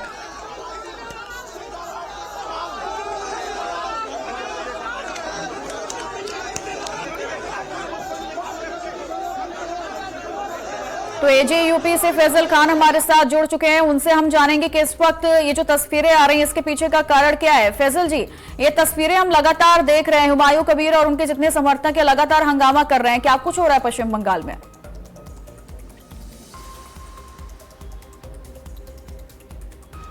देखिए, पश्चिम बंगाल में सबसे पहले आज का चुनाव है और आपके जितने व्यूअर हैं उनको नमस्कार। नमस्कार। देखिए, आज पश्चिम बंगाल में जो हालात है, ये हालात हमेशा से हुआ, ये 15 साल में हालात हमेशा से देखने को मिला है। लेकिन जब से एजीपी आया है तब से कहीं ना कहीं तृणमूल कांग्रेस को कहीं ना कहीं डर है, तो वो लूटने वाला जो काम है कंटिन्यू चलता है हर बार में। तो इस बार फिर वही लूटने वाला काम शुरू किया जा रहा है। तो हुमायूं कबीर के जितने लीडर हैं और कार्यकर्ता हैं वो ये काम नहीं करने देंगे।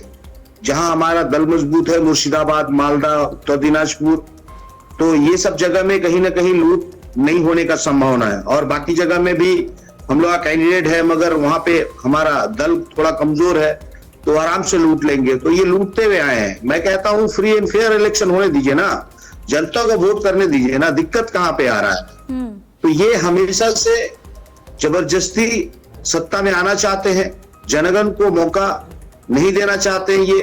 ये वहां पे अपने आप को ये बताते हैं कि 15 साल में उन्नयन हुआ है, तो 15 साल में जब उन्नयन हुआ है तो फिर आपको खुद पर भरोसा सीएम को क्यों नहीं है।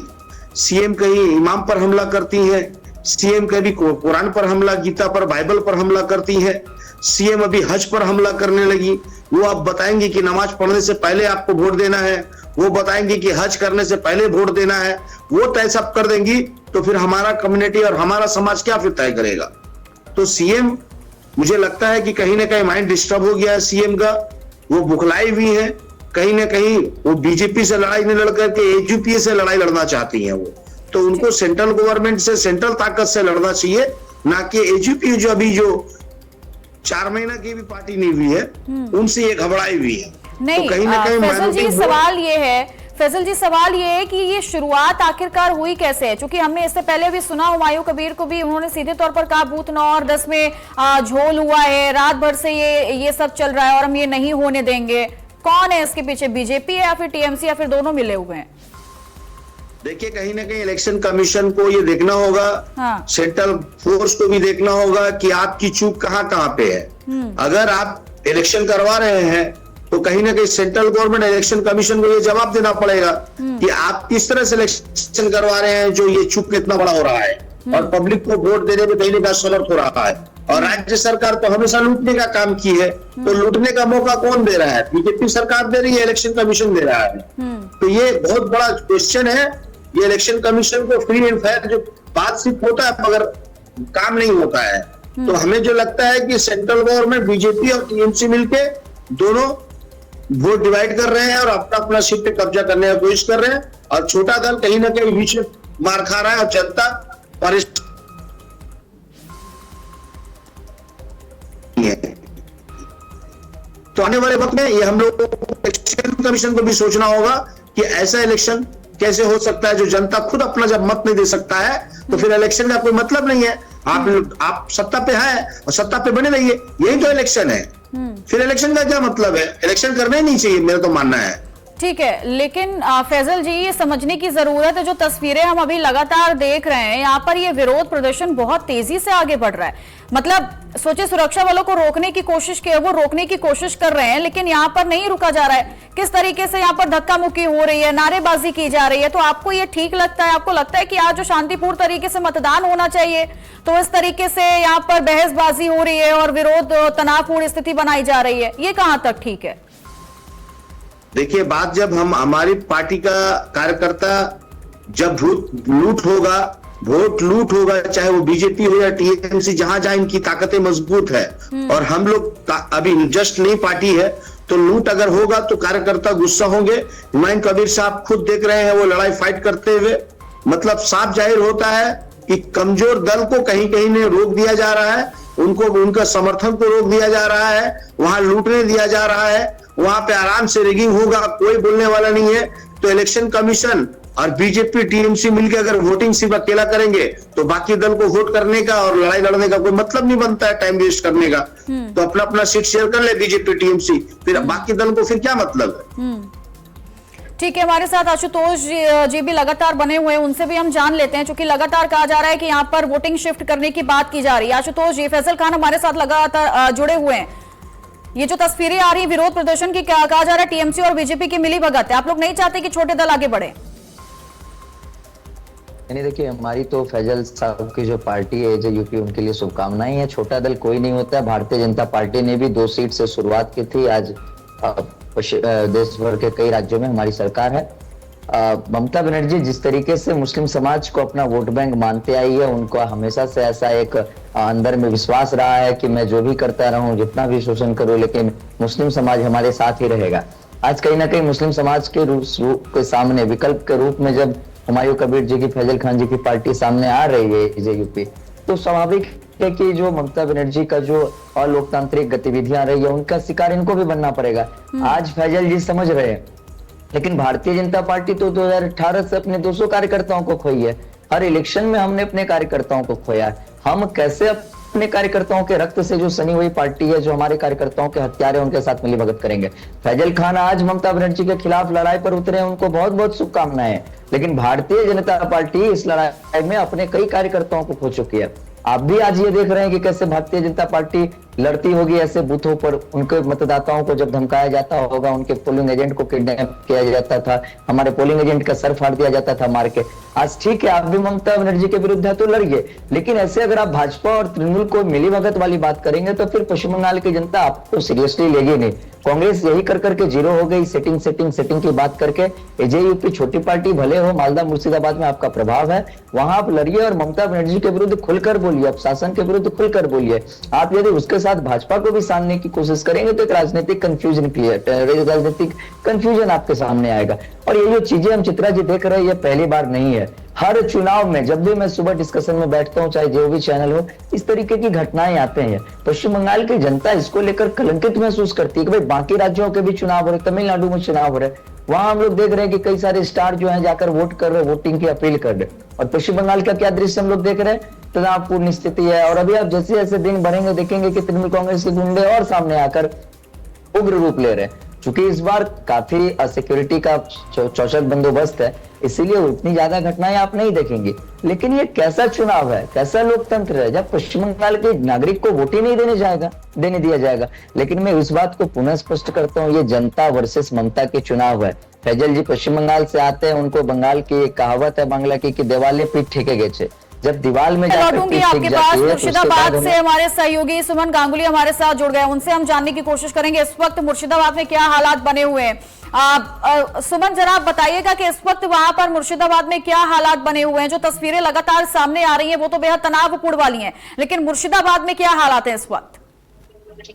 देखिए, मुर्शिदाबाद एक ऐसा डिस्ट्रिक्ट है जहां पे इस साल इस चुनाव में तृणमूल का नुकसान होने की ज्यादा संभावना है। क्योंकि आपको पता होगा कि पिछले चुनाव में, मतलब लोकसभा में भी एक ऐसा माहौल बना था जहां पर तृणमूल का थोड़ा लॉस होने का संभावना उसी पार्लियामेंट इलेक्शन में भी ऐसा दिखा गया था। तो इस बार क्योंकि पूरा मुर्शिदाबाद में 22 सीट है, जो पिछले चुनाव में, मतलब पिछले विधानसभा में 20 सीट मिला था तृणमूल को और 2 सीट बीजेपी को। लेकिन इस बार मैदान में एआईजेपी और कांग्रेस, खास करके कांग्रेस बहुत एक बहुत ज्यादा ताकत लेकर मुर्शिदाबाद में आए। क्योंकि जो लीडर है कांग्रेस के, वहां का जो लीडर अधीर रंजन चौधरी, इस लोकसभा चुनाव में हारने के बाद वो मिट्टी पकड़ के, मुर्शिदाबाद का मिट्टी पकड़ के एकदम लड़ाई में रहे। इसका फल अभी कांग्रेस को मिल रहा है। तो इस देखिए, एक सीधी एक बात है, अगर कांग्रेस को ज्यादा परसेंटेज का वोट मिलेगा तो इसका सबसे ज्यादा प्रभाव जिस पार्टी के ऊपर आएंगे वो है तृणमूल कांग्रेस।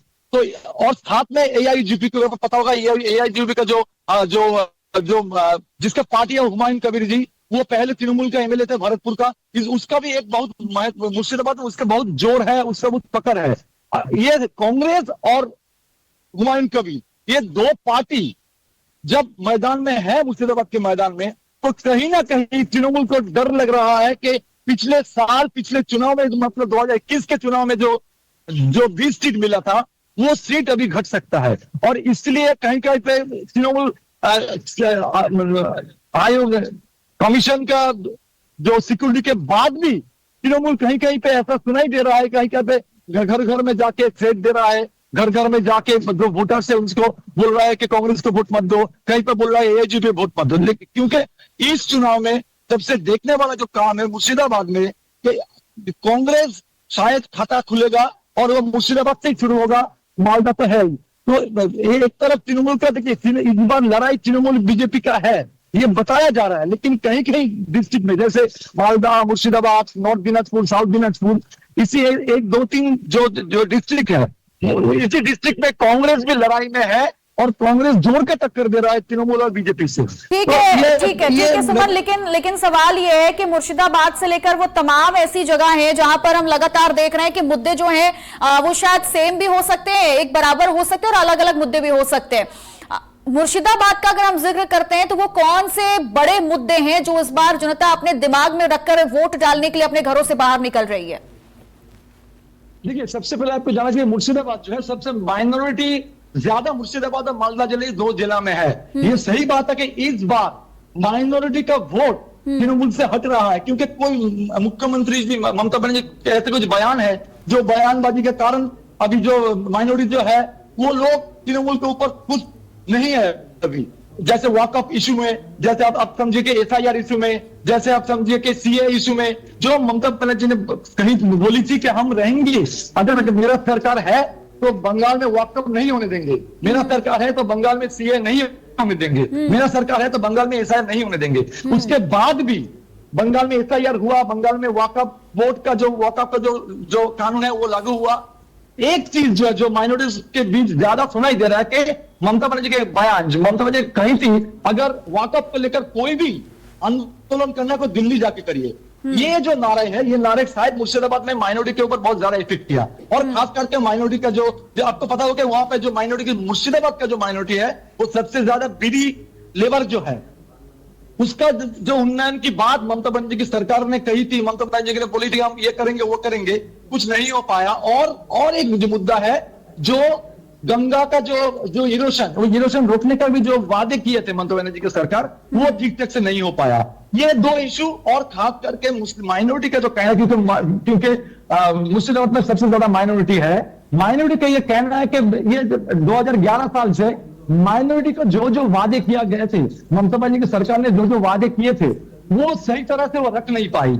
ये इश्यू भी अभी मुर्शिदाबाद में खास करके सामने आ रहा है। और एक इश्यू जो है, जो तो तृणमूल के लिए सबसे भयानक इश्यू है, वो है वो तृणमूल का अंधिश का जो लड़ाई है। तो उनको पता होगा कि ऐसे बहुत तृणमूल के मुर्शिदाबाद जिला में तृणमूल में कई फैक्शंस है, तृणमूल के कई लीडर जो रोज कांग्रेस में ज्वाइन कर रहा है, तृणमूल के ऐसे बहुत लीडर्स है जो काम नहीं।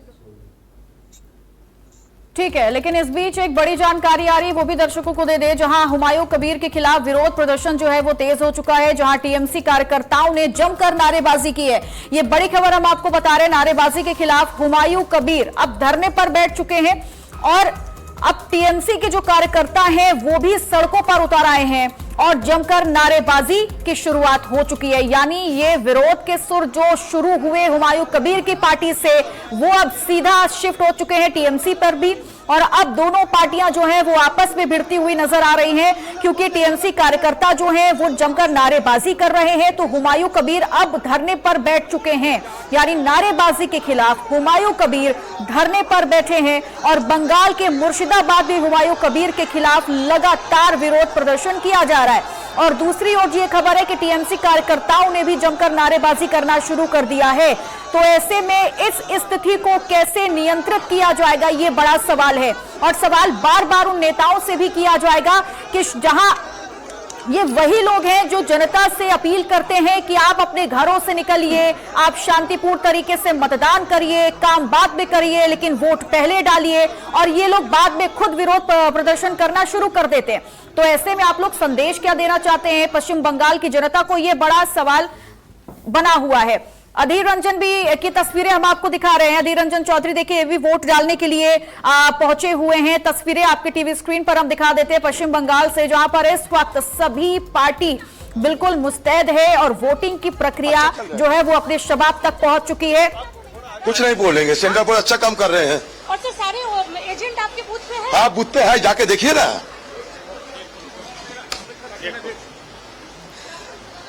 बढ़िया। तो विरोध की आवाजें तो सुनाई दे रही हैं, लेकिन इसका असर मतदान पर कितना पड़ेगा ये देखना भी काफी दिलचस्प है। फैजल खान लगातार हमारे साथ बने हुए हैं। फैजल खान, अब ये सवाल देखिए अभी आ चुका है, हुमायूं कबीर अब धरने पर बैठ गए। आपको लगता है धरने पर बैठना कोई विकल्प हो जाएगा? टीएमसी कार्यकर्ता आपके ऊपर यहाँ पे नारेबाजी कर रही है और आप लोग जमकर विरोध प्रदर्शन कर रहे हैं। जनता से तो अपील करनी चाहिए आप लोगों को कि शांतिपूर्ण तरीके से घर से बाहर निकलें और वोट करिए। इससे कोई क्या समाधान निकलेगा? देखिए, बंगाल के सीएम चाहते ही नहीं कि शांतिपूर्ण तरीके से वोट हो। शांतिपूर्ण तरीके से अगर वोट करने देती तो बिल्कुल फिर विरोध प्रदर्शन किस बात का? हुमायूं कबीर साहब कैंडिडेट है, वो जा ही सकते हैं हर जगह पे। इनको दर्द क्यों हो रहा है ये समझ में नहीं आ रहा है। तो कहीं ना कहीं हुमायूं कबीर का फैन फॉलोइंग और वोट जो परसेंटेज बढ़ रहा है, तो इनको पेट में दर्द हो रहा है, ये बर्दाश्त नहीं कर पा रहे हैं। तो कहीं ना कहीं इनका विरोध करके ये चाहते हैं, विकल्प क्या है बताइए ना। वो अपना गुंडागर्दी पे उतर आए हैं, उनका प्रशासन उनको डिस्टर्ब कर रही है, बार बार लगातार देखने को मिल रहा है कि प्रशासन बार बार डिस्टर्ब कर रही है। तो इसके सिवा विकल्प कहां पे है? मैं तो पहले भी कहा कि अगर आपको जबरदस्ती सीट लेना है तो फिर इलेक्शन करने का कोई मतलब नहीं है। जनता को वोट देने दीजिए ना। आप डेवलपमेंट कुछ किए नहीं 15 साल में, आपने कुछ काम नहीं किया, आपने कुछ वर्क नहीं किया। जनता जब हुमायूं कबीर की तरफ, एजीपी की तरफ वोट कन्वर्ट हो रहा है तो आपको घबराहट होना शुरू हो गया। ठीक है, मैं आपकी बात का जवाब ले लूंगी, लेकिन फिर आपको क्या लगता है एजेयूपी अपने आप को पश्चिम बंगाल में कहां देख रही है? आप टीएमसी पर और बीजेपी पर निशाना साध रहे हैं, चलिए ठीक है, मैं मानती हूं कुछ भी हुआ है, लेकिन ऐसे में एजेयूपी अपने आप को पश्चिम बंगाल में कहां देखती है? क्या तैयारी आप लोगों की रही है पश्चिम बंगाल को लेकर? देखिए, पश्चिम बंगाल में हमारा लगातार कार्यकर्ता से मीटिंग चल रहा है। हमारे लोग बूथ में बैठ रहे हैं, काम कर रहे हैं, मगर उनको कहीं ना कहीं डिस्टर्ब किया जा रहा बंगाल पुलिस के द्वारा भी। तो मैं भी देखूं, कल जो 880 टोटल 800 नाम आया है उसमें हमारा भी नाम है, हमारा एक डायरी भी नहीं है। तो इस तरह से एक षड्यंत्र किया जा रहा है हमारे साथ में। मैं एज ए कैंडिडेट हमारा एक डायरी भी नहीं मिलेगा, हमारा प्रशासन में एक केस नहीं मिलेगा, उसके बावजूद भी हमारा चौरंगी से नाम दिया गया है कि ये डिस्टर्ब कर सकते हैं इलेक्शन में। तो कल हाई कोर्ट ने उसको स्टॉप किया है। तो बताइए कि ये पूरा षड्यंत्र जो टीएमसी बीजेपी मिलकर ये जो कर रही है, इसका मायने कि आप बता दीजिए कि मैं कैंडिडेट होकर के हमारे नाम पे एक डायरी नहीं मिलेगा, मैं व्हाइट कॉलर हूं, उसके बावजूद भी हमारे पर एक मामला वहां से आता है इलेक्शन कमीशन अरेस्ट करने का, तो हाई कोर्ट ने उसको रोक लगाया है कल। तो समझ जाइए कि क्या चल रहा है बंगाल में। ठीक है, तो बीजेपी टीएमसी के नेता हमारे साथ जुड़े हुए हैं, प्रभात चंद्र, तो मैं उनसे भी सवाल ले लेती हूँ।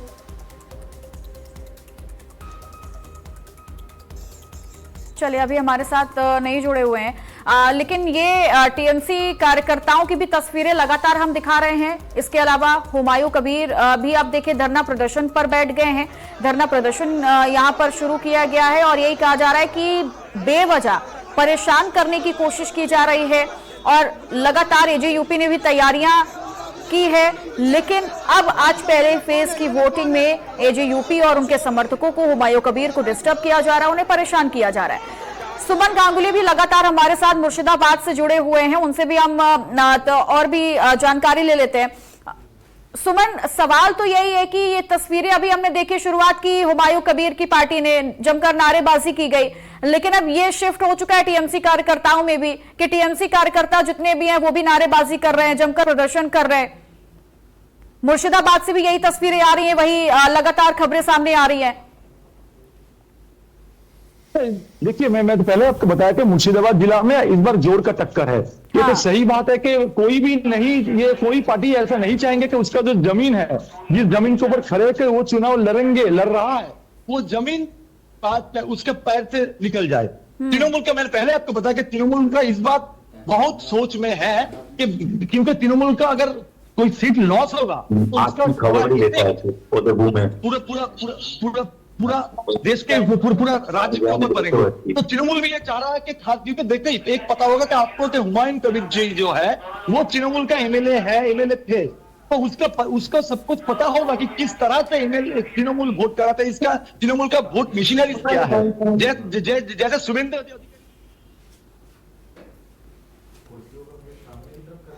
तो तस्वीरें लगातार हम देखिए दिखा रहे हैं यहाँ पर आपको। चूंकि लगातार हर कोई देखे चाहे एजेयूपी के नेता हों या फिर टीएमसी के, हर कोई यही कह रहा है कि उन्हें परेशान करने की कोशिश की जा रही है और जिस तरीके से डिस्टर्ब किया जा रहा है ये ठीक नहीं है और इसकी आवाजें और दूर तक जाने वाली हैं, प्रदर्शन और लंबा चलेगा। लेकिन सवाल ये है कि अभी तो महज शुरुआत हुई है, पहले फेज की वोटिंग की शुरुआत हुई है और वक्त भी अभी देखिए 11 बज रहा और ऐसे में दूसरे फेज की वोटिंग में क्या कुछ होगा। सुमन लगातार हमारे साथ बने हुए हैं। तो देख रहा हूं कि अब ये शुरू हुआ है। हाँ। और लग रहा है कि जो और भी वोटिंग परसेंटेज बढ़ेंगे तो ये इस तरह के हुमायूं कबीर के साथ, कभी कांग्रेस के साथ, कभी भाजपा के साथ, तृणमूल का जो ये जोड़ का टक्कर, ये जो आप बवाल बोल रहा है, ये और भी बढ़ेंगे मुर्शिदाबाद जिला में। क्योंकि मुर्शिदाबाद जिला, पहले हम बताया कि मुर्शिदाबाद जिला माइनॉरिटी ज्यादा है और मुर्शिदाबाद जिला में 22 सीट तृणमूल, 22 में 20 सीट तृणमूल को पहले 2021 में था। इस बार जो ये कहा जा रहा है कि इस बार तृणमूल के 5 या 7 सीट घटेंगे मुर्शिदाबाद जिला, जिसका इफेक्ट शायद ममता बनर्जी को सरकार बनाने में पड़ सकता है। तो तृणमूल भी ये चाहते हैं कि मुर्शिदाबाद जिला में बीजेपी, एआईजीपी और कांग्रेस को वॉश आउट करके 22 सीट में अपना खुद को दखल में रखने के लिए तृणमूल का ये चाहता है। तो ये तो जो बवाल जो हो रहा है ये और बढ़ेंगे लग रहा है, क्योंकि और इसमें एक सबसे बड़ा भूमिका जो देखना चाहिए तो सेंट्रल फोर्स का, चुनाव आयोग का क्या भूमिका है। चुनाव आयोग जैसे आप अभी दिखा रहे हैं कि हुमायूं कबीर जी बैठ गए, फिर तृणमूल भी बैठ गए, अगर ये चलता रहेंगे तो सच में मुर्शिदाबाद जिला का जो वोटर है, जो बार बार चुनाव आयोग बोल रहा है, जो पॉलिटिकल पार्टीज बोल रहा है कि वोटर जो है वो आके वोट दीजिए, अगर ऐसा छवि सामने आएंगे तो ये बहुत सोच की बात है कि जो वोटर्स है वो अभी सिर्फ 11 बजे, अभी वोट खत्म होने में बहुत देर बाकी है, अगर ऐसा कभी सामने आएंगे तो वोटर्स शायद डर के कारण बूथ में नहीं जाएंगे, इसका एक आशंका भी है। सुमन, आप धरातल पर हैं, वहां पर मुर्शिदाबाद में है और मुर्शिदाबाद इस समय सबसे हॉट जगह पर, हॉट वो बन गया, एरिया बन गया है। आपने भी बताया कि जैसे मुर्शिदाबाद तृणमूल कांग्रेस का गढ़ है, यहीं से कांग्रेस तृणमूल का टीएमसी सरकार बनाती। सवाल ये उठता है कि जो सनातन धर्म है, सनातन का जोर भी क्या इस बार बंगाल में देखा जा रहा है?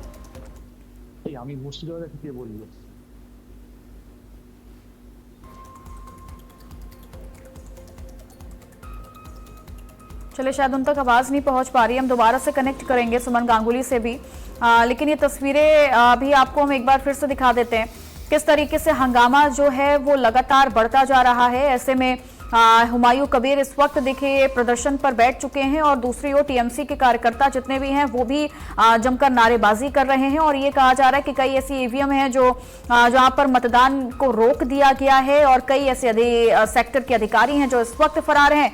तो कई ऐसी जगह बताई जा रही है, कई ऐसे बूथ हैं जहां पर हुमायूं कबीर की पार्टी ने सीधे तौर पर यह आरोप लगा दिया है कि रात से झोल चल रहा है, कई गड़बड़ियां हुई हैं, वोट डालने नहीं दिया जा रहा है, एजेयूपी को दबाने की कोशिश की जा रही है, लेकिन हमारी आवाज को नहीं दबाया जा सकता, हम छोटे दल हैं और हम ऐसे ही निरंतर अपनी आवाज को उठाने की कोशिश करते रहेंगे। और यही वजह है कि हुमायूं कबीर धरना प्रदर्शन कर रहे हैं। दीपांकर मजूमदार हमारे साथ जुड़ चुके हैं टीएमसी से, उनसे हम जानेंगे इस वक्त जो हालात बने हुए हैं। दीपांकर जी, पहली बात तो सवाल ये है कि ये जो प्रदर्शन की तस्वीरें आ रही हैं इसमें हमारे साथ एजेयूपी से भी जुड़े हुए हैं फैजल खान जी भी, उन्होंने भी सीधे तौर पर कहा है कि ये मिली भगत है क्या आप लोगों की, आप लोग नहीं चाहते कि एजेयूपी आगे बढ़े, छोटे दल आगे बढ़े, वोटिंग प्रक्रिया ठीक तरीके से चले, इसीलिए आप लोग इन लोगों को परेशान करने की कोशिश कर रहे हैं, क्या बोलेंगे इस पर आप? आवाज आ रही है आपको मेरी दीपांकर जी? चलिए, उन तक आवाज नहीं पहुंच पा रही, हम दोबारा से कनेक्ट करने की कोशिश करेंगे। लेकिन लगातार हम तस्वीरें आपको दिखा रहे हैं, इस लिहाज से ये तस्वीरें इसलिए खास हो जाती हैं कि ये पहला ही फेज है और अभी महज शुरुआत हुई है, सुबह का वक्त चल रहा है और ऐसी तस्वीरें आना वाकई में कई सवालों को खड़ा करता है, क्योंकि तैयारियां पहले से की जाती हैं। हमने कल भी आपको वो तस्वीरें दिखाई थी अलग अलग बूथ से, जहां पर सिक्योरिटी के हिसाब से, सेफ्टी के हिसाब से बेहतर व्यवस्थाएं की जा रही थी, तैयारियां की जा रही थी और यही डर शायद पहले से हर किसी को रहता है कि कुछ ऐसी तस्वीरें निकलकर सामने ना आए जिसमें इसका असर जो है वो मतदान में पड़ता हुआ दिखाई दे। और आज वही होता हुआ दिखाई दे रहा है कि इस विरोध प्रदर्शन की वजह से और जो लगातार तनावपूर्ण स्थिति बनी हुई है इसकी वजह से अब जो मतदान की प्रक्रिया है, मतदान है, उस पर बहुत ज्यादा असर पड़ रहा है। जैसा कि हमारे सुमन गांगुली अभी सहयोगी मुर्शिदाबाद से जुड़े हुए थे, उन्होंने भी सीधे तौर पर बताया कि इस हालात की वजह से अब कई ऐसे आम लोग हैं जो अपने अपने घरों से बाहर ही नहीं निकल रहे हैं, क्योंकि जो तस्वीरें सामने आ रही हैं वो डराने वाली हैं और कहीं ना कहीं इसका असर भी बहुत ज्यादा पड़ सकता है। अगर ऐसा हुआ तो किसके लिए नफा और किसके लिए नुकसान होगा, ये तो आने वाला वक्त बताएगा। लक्ष्मी प्रसाद जी भी लगातार हमारे साथ बने हुए हैं, फैजल खान भी हमारे साथ लगातार बने हुए हैं। ऐसे में सवाल लक्ष्मी जी मैं आपसे ये जानना चाहूंगी कि इस बार की जो तस्वीरें अभी फिलहाल सामने आ रही विरोध प्रदर्शन की, वो तो चलिए अलग है, लेकिन दूसरी ओर जैसा कि अभी हमारे सहयोगी सुमन गांगुली मुर्शिदाबाद से जुड़े हुए थे, उन्होंने सीधे तौर पर बताया है कि मुर्शिदाबाद में अगर जिन जिन लोगों से, आम जनता से उनकी बात हुई है, तो कहा जा रहा है कि टीएमसी से काफी ज्यादा लोगों की नाराजगी है, क्योंकि जिन योजनाओं का जिक्र ममता बनर्जी ने किया था वो शायद इस बार धरातल पर उतरती हुई नजर नहीं आई है। तो सवाल तो यही है, क्या ममता बनर्जी भी जान चुकी हैं कि इस बार बदलाव की बयार आ चुकी है, कुछ भी हो सकता है, और इसीलिए उन्होंने भरे मंच से कह दिया था कि अगर टीएमसी आई रही तो फिर मिलेंगे? जैसा कि बताया, उन्होंने काफी हद तक जो है कुछ बातें सही देखने को मिल रही है मुर्शिदाबाद से, कि अगर जो मुस्लिम वोटर उनसे नाराज हो रहे हैं टीएमसी से, तो कांग्रेस को फायदा देखने को वहां पे मिलेगा। इस तरह की चीजें हम लोग के सामने आ रही है। और रहा ये आपका हुमायूं कबीर वाला मामला ना, तो यहाँ पे ये जो मामला हमने बार बार ये बोला है कि ये 3 सीटें हैं, भरतपुर, बेलडांगा और रिजीनगर, ये 3 सीटों पे ही उनका प्रभाव है। उसके अलावा बहुत ज्यादा एयूजीपी का प्रभाव हमें देखने को नहीं मिल रहा है। जैसे हम लोगों की रिपोर्ट्स आ रही है, जैसे हम लोगों की लोगों से बातचीत हो रही है, वहां से ये चीजें आ रही है। अब ये है कि अपने आप को जो है कहीं ना कहीं प्रक्रिया में बनाए रखने के लिए इस तरह की जो घटनाएं होती है तो एक चर्चा का विषय बनता है, तो इस तरह से भी हम लोग देख सकते हैं। लेकिन आम जनता के लिए हमेशा ये ध्यान रखिएगा कि वायलेंस डेमोक्रेसी के लिए किसी भी पार्टी के द्वारा अगर किया जा रहा है वो सही नहीं है, क्योंकि आम जनता जो है काफी हद तक हतोत्साहित हो जाएगी और अपना वोट देने के लिए वो बाहर नहीं निकल पाएगी। तो इससे जो है आम जनता का ही नुकसान होगा और लोकतंत्र के लिए बहुत बड़ा खतरा होगा। लक्ष्मी प्रसाद जी, वहाँ हम सनातन की बात करें, शुभेंद्र अधिकारी लगातार सनातन की बात कर रहे हैं कि अगर टीएमसी आई तो सनातन को बड़ा खतरा होगा। क्या धरातल पर आप क्या देख रहे हैं? आप तो राजनीतिक विश्लेषक हैं, आपको क्या लगता है कि सनातन का कितना जोर वेस्ट बंगाल में दिखाई दे रहा है? क्या इसका कुछ असर वहां पर दिखाई देगा?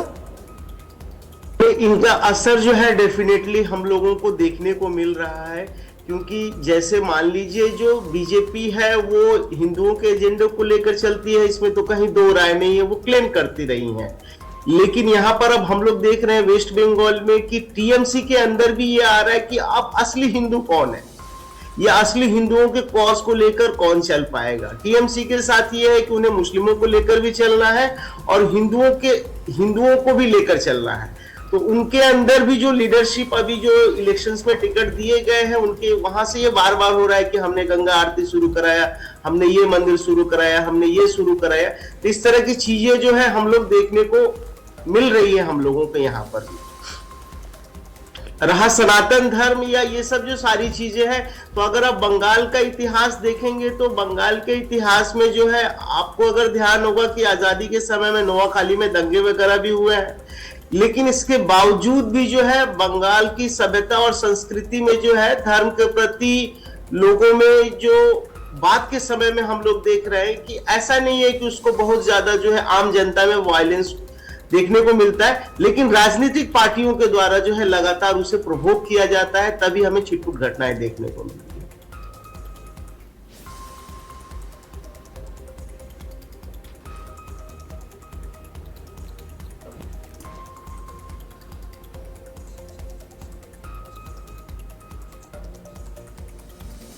तो दीपांकर मजूमदार हमारे साथ जुड़ गए हैं, टीएमसी प्रवक्ता हैं। दीपांकर जी, बहुत बहुत स्वागत है आपका आज की खबर पर।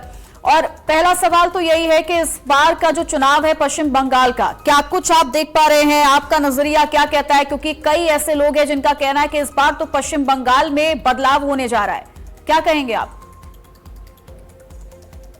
देखिए, हर कोई चुनाव लड़ता है इस उम्मीद पे कि हम जीतेंगे, तो उस हिसाब से बीजेपी बोलिए और जो भी पार्टी वोट डर रहे हैं कोई तो खुलेआम नहीं बोल सकता कि हम हारेंगे, लेकिन रहा मुद्दा हम लोगों का, टीएमसी का, तो हम लोग पूरे साल भर आवाम के साथ रहते हैं। हम लोग का जो संगठन का मजबूती है, उस आधार से हम लोग बोल सकते हैं कि 2021 में हम लोग का जो रिजल्ट हुआ था, उससे बेहतरीन रिजल्ट हम लोग बंगाल में इस बार आवाम को देने जा रहे हैं। तो ममता बनर्जी का एक वीडियो बहुत ज्यादा वायरल हुआ है, जो उन्होंने मंच से ये कह दिया था कि अगर टीएमसी रही तो फिर मिलेंगे, जिसके बाद से ये कयास लगाए जा रहे हैं कि क्या वाकई ममता बनर्जी ये समझ रही हैं कि इस बार पश्चिम बंगाल में कुछ भी हो सकता है और यही वजह है कि ऐसे बयान दिए जा रहे हैं भरे मंच से, भरी सभा से? कौन सा, क्या बोली ममता बनर्जी ने? ममता बनर्जी का आपने भी देखा होगा जनसभा को संबोधित करने के बाद, जब उन्होंने ये कहा था कि फिर मिलेंगे, टीएमसी रही तो फिर मिलेंगे, बहुत ज्यादा वायरल हुआ था वो, जिसके बाद शुभेंदु अधिकारी से लेकर तमाम लोगों ने ये कहा था। ऐसा आप लोगों के पास शायद पूरी वीडियो नहीं है। एक बात की जगह का एक लाइन उठा के आप लोग शायद बात कर रहे हैं उसको। दीदी का कहने का मतलब कुछ और था और यहाँ पे मतलब कुछ और निकाला गया। दीदी बोली है कि जे हम लोग फिर मिलेंगे, हम लोगों को वोट दीजिए, हम लोग नहीं रहेंगे तो ऐसा ऐसा होगा। उसके बाद दीदी ये बात बोली है। आगे पीछे का बात देके बीच का एक बात उठा के बात करना सही नहीं होगा। दीदी का पूरा आस्था है आवाम का साथ, जो दीदी है, तो इसलिए कोई ऐसा संदेह नहीं है हम लोगों का पास, दीदी का पास, चाहे अभिषेक बनर्जी का पास, टीएमसी का पार्टी का कोई भी कार्यकर्ता को आप पूछ लीजिए, फोन करके पूछ लीजिए कितना, या बंगाल का किसी भी कोने में आप जाइए, आवाम से बात कीजिए, पूछिए, देखिए हर किसी का साथ, हर किसी का पास एक ही जवाब आपको मिलेगा कि इस बार भी हम लोग दीदी को ही चाहते हैं, दीदी को ही चाहेंगे और बहुमत के साथ, भारी से भारी बहुमत के साथ। मतलब आप लोगों का मतलब चिंता में भी नहीं आएगा बात कितना सीट टीएमसी को आ सकता है। पिछले बार से बहुत ज्यादा सीट इस बार आएगा टीएमसी को, मैं दावे के साथ आपको बोलता हूं। ठीक है, ये आपका कॉन्फिडेंस है, ठीक है, लेकिन जैसा कि भी आपने बोला कि हम शायद तोड़ मरोड़ कर बयानों को पेश करते हैं, तो ये हमारी तरफ से कहना नहीं है, बल्कि जो विपक्ष है, विपक्ष भी लगातार उस बयान को उछालने की, और लगातार ये बयान जो है वो बहुत ज्यादा वायरल हुआ है, जिस पर मेरा सवाल आपसे था। फिलहाल फैजल खान जी कुछ कहना चाहते हैं, पहले उनको सुन लेते हैं, फिर अगला सवाल लक्ष्मी प्रसाद जी आपसे रहेगा।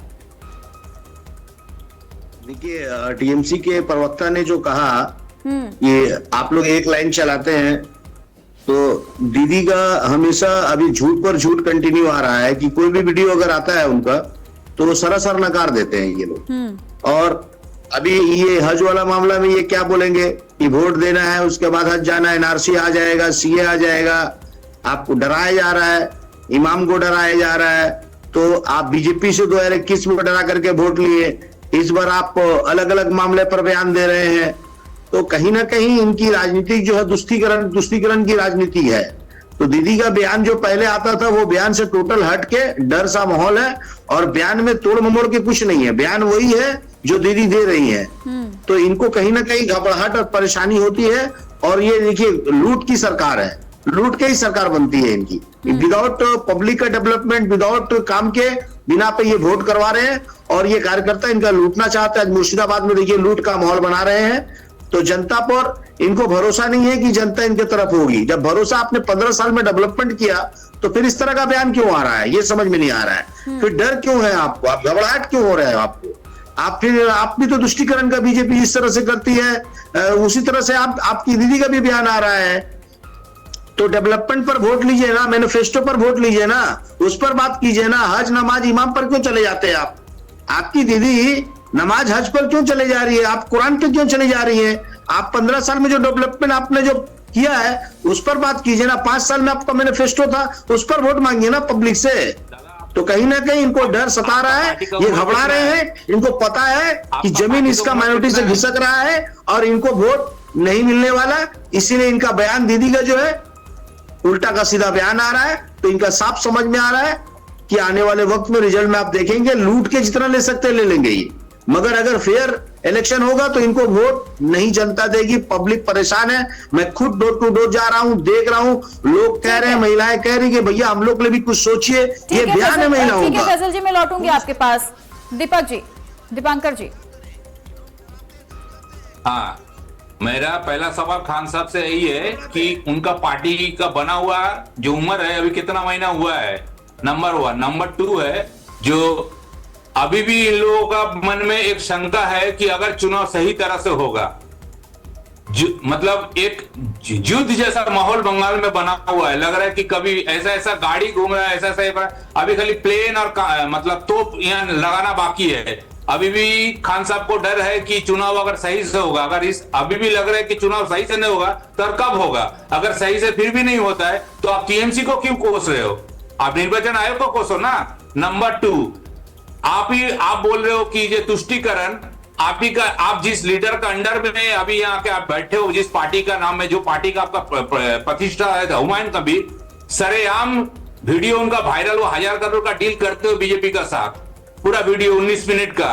उसके बाद 2 दिन बाद मंत्री से लेकर प्रधानमंत्री से लेकर हर कोई बोला है वीडियो, जो कि उन लोगों को बोलना नहीं था।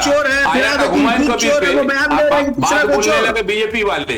उसके 2 दिन बाद हुमायूं कबीर खुद बोल रहा है वीडियो सही है। उसके बाद 2 दिन बाद वीडियो सही है बोलकर हुमायूं कबीर ने उसका स्पष्टीकरण किया। तो अगर 1000 करोड़ का डील आपने किया और आप बोल रहे हो टीएमसी को, टीएमसी सरकार जब से बना है, हिंदू मुस्लिम सिख ईसाई जहां टीएमसी का प्रोपेगेंडा है, कम्युनिटी टीएमसी के बंगाल में हर किसी का साथ किसी पार्टी का नाम पे स्टिंग ऑपरेशन कराया, आपने काट छाट का वीडियो बनाया। आप समाज को बेवकूफ नहीं बना सकते। टीएमसी का माइनॉरिटी का वोट का जिम्मेदारी नहीं है साहब, टीएमसी का माइनॉरिटी का वोट जिम्मेदारी नहीं है। हम सेक्युलरिज्म। शांत हो जाइएगा दीपांकर जी और फैजल खान जी, ठीक है, अपनी अपनी बारे में बोलिए कि दर्शकों को भी समझ में आए। फैजल खान जी, सवाल आप उठा रहे हैं, लेकिन कई लोग तो अब ये सवाल आप लोगों से भी पलटकर पूछेंगे ना कि क्या हो गया था जब अब AIMIM के साथ आप गए और फिर थोड़े ही दिनों के बाद आप अलग हो गए। तो ऐसे में सवाल आप लोगों से भी किया जाएगा, आप क्या जवाब देंगे? आप कहते हैं आप जनता के लिए, आप जनता के काम, जनता के विश्वास लेने के लिए आप डोर टू डोर जा रहे हैं, उनका विश्वास जीतेंगे। कैसे जीतेंगे जब आप साथ में चुनाव नहीं लड़ पा रहे हैं?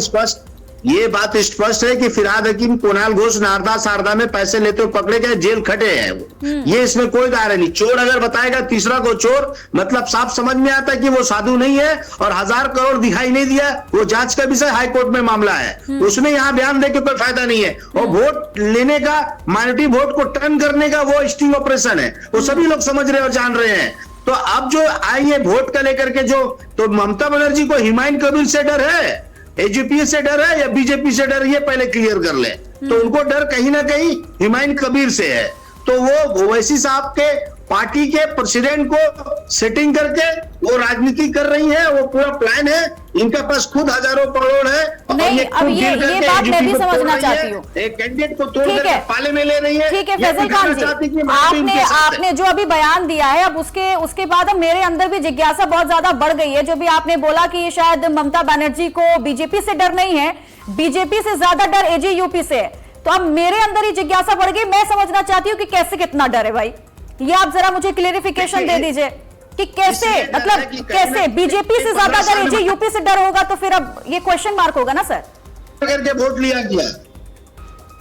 बीजेपी का डर माइनॉरिटी इलाका में सिर्फ दिखाया जाता। आप फाइनलाइज कर लीजिए, पता कर लीजिए, मेरे बयान को आप रिकॉर्ड कर लीजिए कि माइनॉरिटी इलाका में सिर्फ बीजेपी का डर है कि बीजेपी को रोकना है।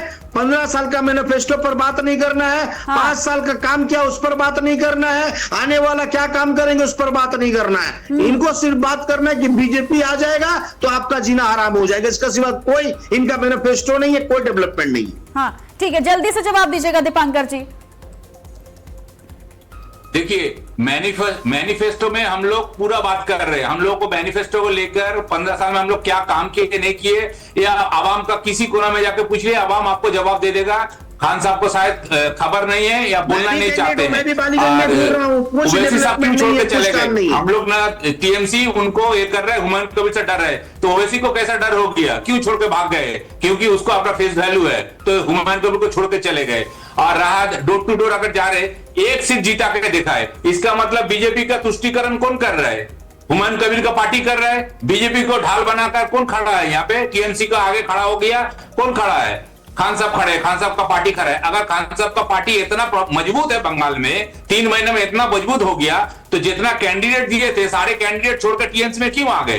कौन डराया था? कोई कैंडिडेट ऐसा आके तो प्रेस में नहीं बोला कि कि हमको डरा धमका के लेके आया है। खुद बोला कि हम लोग देखे हैं, जाने हैं। देखिए टीएमसी लगातार जो है वो भारतीय जनता पार्टी पर निशाना साधती है, तो भारतीय जनता पार्टी भी टीएमसी पर निशाना साध रही है, लेकिन किससे डर है ये अभी कह पाना मुश्किल है। जनता का रुझान किस तरफ जाएगा ये कह पाना अभी मुश्किल है। लेकिन लक्ष्मी जी, सवाल यह है कि इस बार के चुनाव में हमने बांग्ला जैसे शब्दों को भी बहुत सुना है।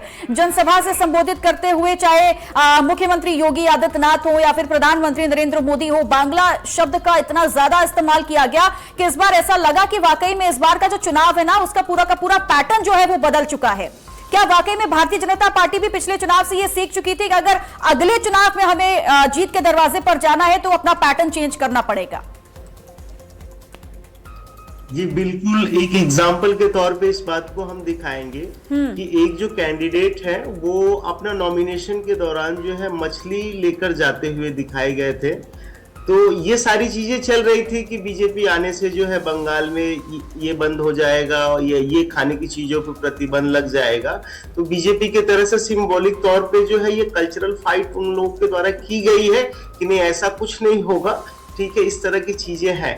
देखिए राजनीति में क्या हो रहा है कि जो चीजें जो मानव कल्याण के लिए है या आम जनता से जुड़ी चीजें हैं, उन चीजों पे बहस ना करके जो राजनीतिक पार्टियां हैं, चाहे वो बीजेपी हो या टीएमसी हो या अन्य पार्टियां हो, इस तरह के मुद्दों पर ही जनता का ध्यान भटकाने की कोशिश कर रही हैं।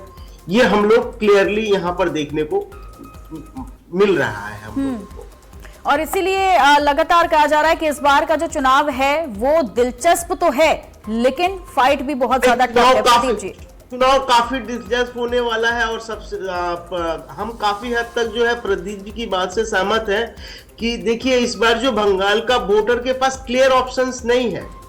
जो भी राजनीतिक पार्टियां उनका विकल्प बनने की कोशिश कर रही हैं, लेकिन वोटर के पास बहुत क्लैरिटी नहीं है कि हमें टीएमसी की तरफ जाना है या फिर बीजेपी को लेकर आना है। इवन कुछ लोगों के पास इस तरह की भी खबरें आ रही है या बातचीत हो रही है कि अगर बीजेपी जो है 100 से ज्यादा सीटें लेकर आ पाती है तो सरकार बना लेगी। तो इस तरह के भी रूमर्स वगैरह जो है, आपको अगर आम जनता से अगर बातचीत करेंगे या चलते बस में या फिर मान लीजिए चाय पीने वाली जगहों पे या फिर पढ़े लिखे लोगों के साथ, तो इस तरह की भी खबर हम लोगों को देखने को मिल रही है। और बंगाल का एक कल्चरल असर्शन हमेशा से रहा है, तो बीजेपी को भी अगर यहाँ पे अपनी जगह बनानी होगी तो यहाँ की जो संस्कृति है और यहाँ की जो भाषागत या जो भी संस्कृति की चीजें हैं उनको साथ लेकर चलना पड़ेगा। ठीक है, हुमायूं कबीर कुछ कह रहे हैं, पहले वो सुनवा देते हैं दर्शकों को। तृणमूल का ब्लॉक प्रेसिडेंट है, वो टीचर भी है। वो टीचर का जो आदत होना चाहिए वो टीचर का आदत नहीं मानते। वो यहाँ नौदा में सारा साल वो 2018-23 में जो चुनाव हुआ, वो जिला परिषद को निर्वाचन जो जीता वो भी जबरदस्ती करके जीता। बाद में वो जिला परिषद का शिक्षा कर्माध्यक्ष भी है, ब्लॉक प्रेसिडेंट भी है। उनको ज्यादा से ज्यादा आदत था, इच्छा था, उनको मकसद था यहाँ का एमएलए को चुनाव लड़ने का, लेकिन वो टीएमसी वाला नहीं दिया। वो साइना ममता जो एग्जिस्टिंग था उनको ही दे दिया। तो इनको ज्यादा से ज्यादा वो घर में ही मस्तानी कर रही। तो कोई मस्तान होते हैं तो आम आदमी को पास जाके मस्तानी करना चाहिए। हुआ नहीं, लेकिन कोशिश किया। मैं सबको, मेरा आदमी को शांत रहने के लिए बोला, मैं शांत वोट होना चाहिए, चुनाव होना चाहिए, भाग लेना चाहिए। किसी को मारने का, किसी को चमकाने का, किसी को धमकी देने का मेरा मकसद नहीं है, मेरा इरादा नहीं है। वहाँ जाऊंगा, नहीं जाऊंगा। तो अभी भी विरोध जो है वो देखिए बढ़ ही रहा है। हालांकि अभी ये आगे कहां पर जाकर रुकेगा ये देखना भी काफी दिलचस्प रहेगा। और ये तस्वीरें भी अलग अलग बूथ से आ रही हैं जहां पर आपको लंबी लाइनें नजर आएंगी। यहाँ पर जितने भी लोग हैं वो अपने मताधिकार का इस्तेमाल करने के लिए, वोटिंग करने के लिए, मतदान करने के लिए पहुंच रहे हैं। चाहे महिलाएं हो, बड़ी संख्या में महिलाएं भी देखिए शामिल हो रही हैं। बुजुर्गों से लेकर जितने पुरुष हैं वो भी पहुंचे हुए हैं और लगातार वोटिंग जो है वो चल रही है। तो ऐसे में आज का दिन बेहद खास है पश्चिम बंगाल के लिए।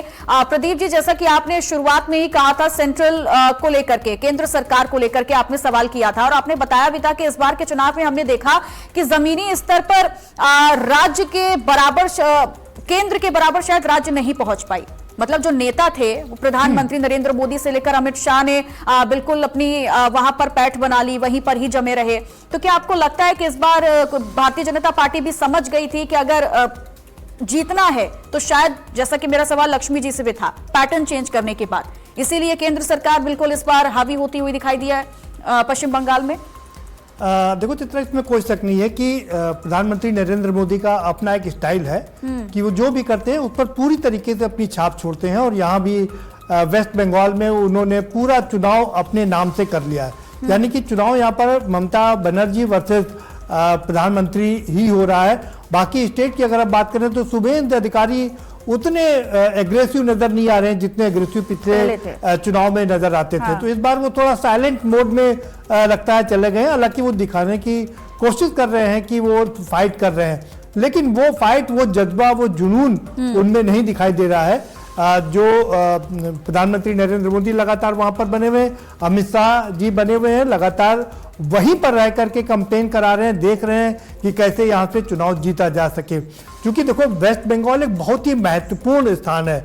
वेस्ट बंगाल इसलिए बहुत महत्वपूर्ण है क्योंकि वो कोस्टल एरिया है और ये जो बंदरगाह है वेस्ट बंगाल का, उस बंदरगाह से आपको जो चाइना है या दूसरे इधर की जो कंट्रीज है वहां से आपको इंपोर्ट एक्सपोर्ट बहुत आसानी से हो सकता है। और इसके लिए वेस्ट बंगाल का जीतना बहुत जरूरी है।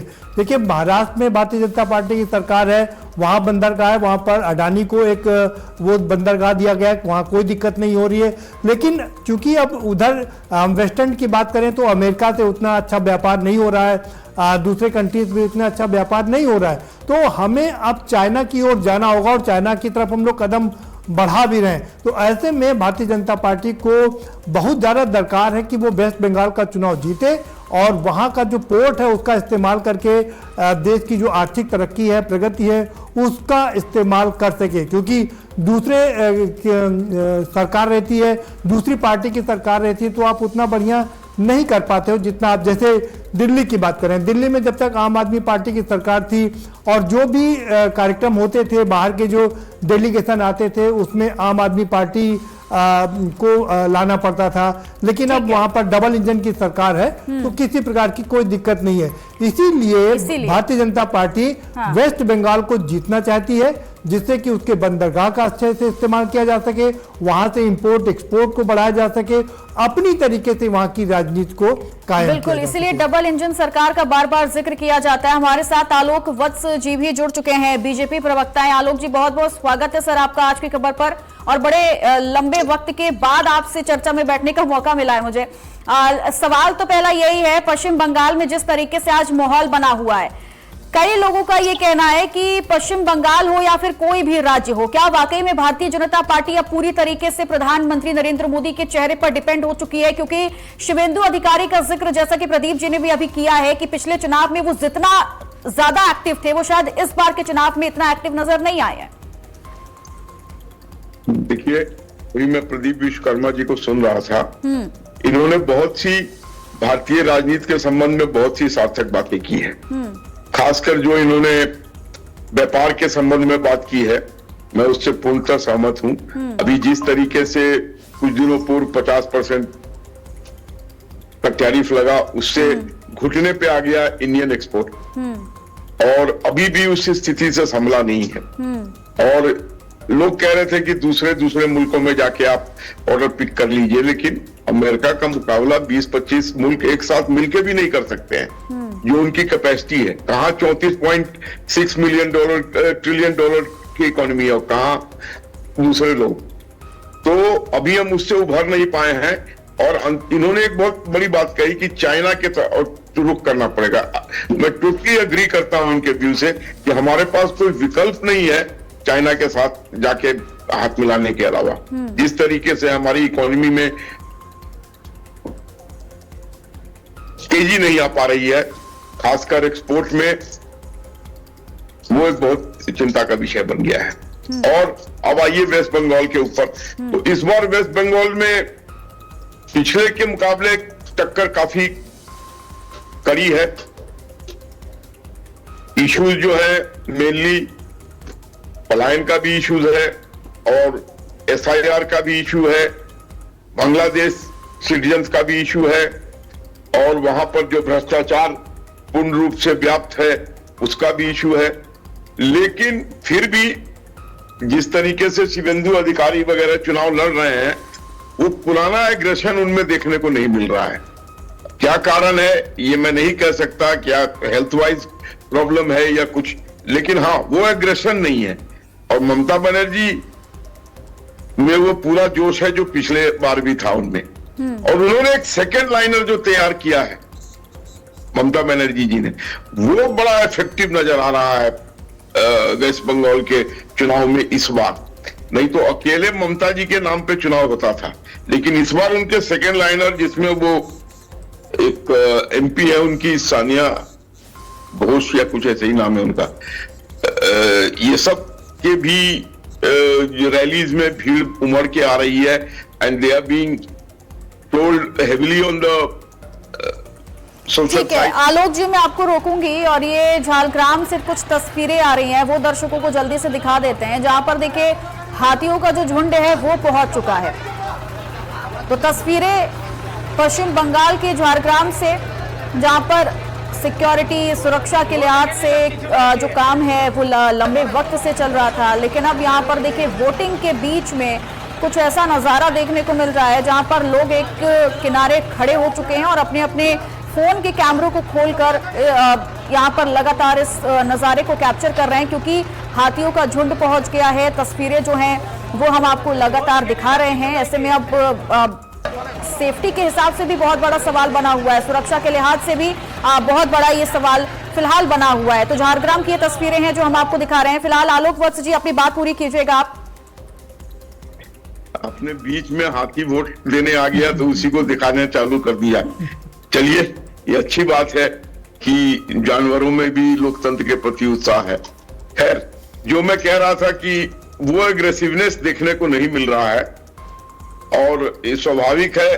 भारतीय जनता पार्टी के स्टार बैट्समैन नरेंद्र मोदी जी हैं, अभी तक देश की जनता को उन पे भरोसा है, तो उनके उतर जाने के बाद कोई और के उतरना का कोई खास मतलब पब्लिक में नहीं रहता है, आलोक बेमानी हो जाती है। आलोक जी मेरा एक सवाल है आपसे जी, आपने कहा कि TMC ने सेकंड लाइन तैयार की है, ये एक अच्छी बात है और भारतीय जनता पार्टी भी ये बात कह रही है कि अगर TMC की सरकार आई तो ममता बनर्जी अपने भतीजे को मुख्यमंत्री बना देंगी।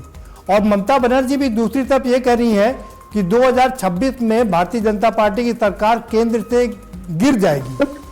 तो क्या ये माना जाए कि TMC अगर सत्ता में आती है तो मुख्यमंत्री ममता बनर्जी नहीं बनेंगी, वो केंद्र की राजनीति करेंगी जाकर?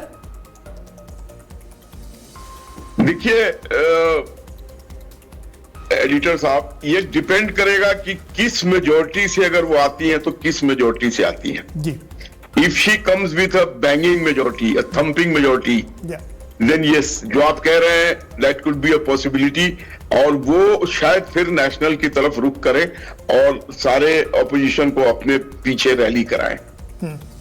ये हो सकता है, एक ये संभावना है बिल्कुल। और राहुल गांधी को, क्योंकि वो भी जहां तक मुझे लग रहा है वो भी प्रधानमंत्री का ख्वाब जरूर देख रही हैं और यहां तक कि ऑलरेडी उनके बिल्कुल ऑलरेडी उनके लोग अगर आप देखें तो वहां के चुनावी भाषणों में कह रहे हैं, ऑलरेडी उनके जो कार्यकर्ता हैं, उनके जो MP हैं, उनके जो लीडर हैं, वो इस बात को कह रहे हैं वेस्ट बंगाल में कि ये अगला प्रधानमंत्री है। नहीं तो इस बात में भी ये भी पुख्ता होती है ना कि पिछले चुनाव, लोकसभा चुनाव में उन्होंने RSS से अपील की थी कि भाई मैं भी ब्राह्मण हूं और आप हमको सपोर्ट कीजिए, मैं भी देश की बड़ी प्रधानमंत्री हो सकती हैं। और क्या ये एक बड़ी बात नहीं होगी कि महिला एक बार फिर से देश की प्रधानमंत्री बनने की ओर अग्रसर है और वो सपने बुन रही हैं कि वो देश की सबसे सर्वोच्च कुर्सी पर बैठें? क्या लगता है कि अब तो चूंकि आपने बिल्कुल ठीक कहा कि अगर थंपिंग मेजॉरिटी आती है तो वो केंद्र का रुख करेंगी, अदरवाइज वो खुद ही यहां पर मुख्यमंत्री बनेंगी।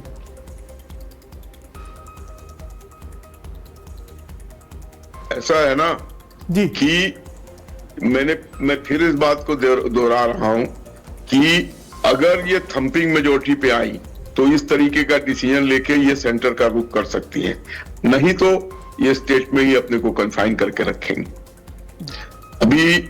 और ये स्वाभाविक है कि जिस तरीके से ये क्षेत्रीय दल है, ये परिवारवाद के द्योतक है, ये ऑलरेडी अपना उत्तराधिकारी एक तरीके से परोक्ष रूप से घोषित कर चुकी है और बनर्जी उनको काफी तरजीह भी मिल रही है, पार्टी में एक्सेप्टेबिलिटी हो जाती है।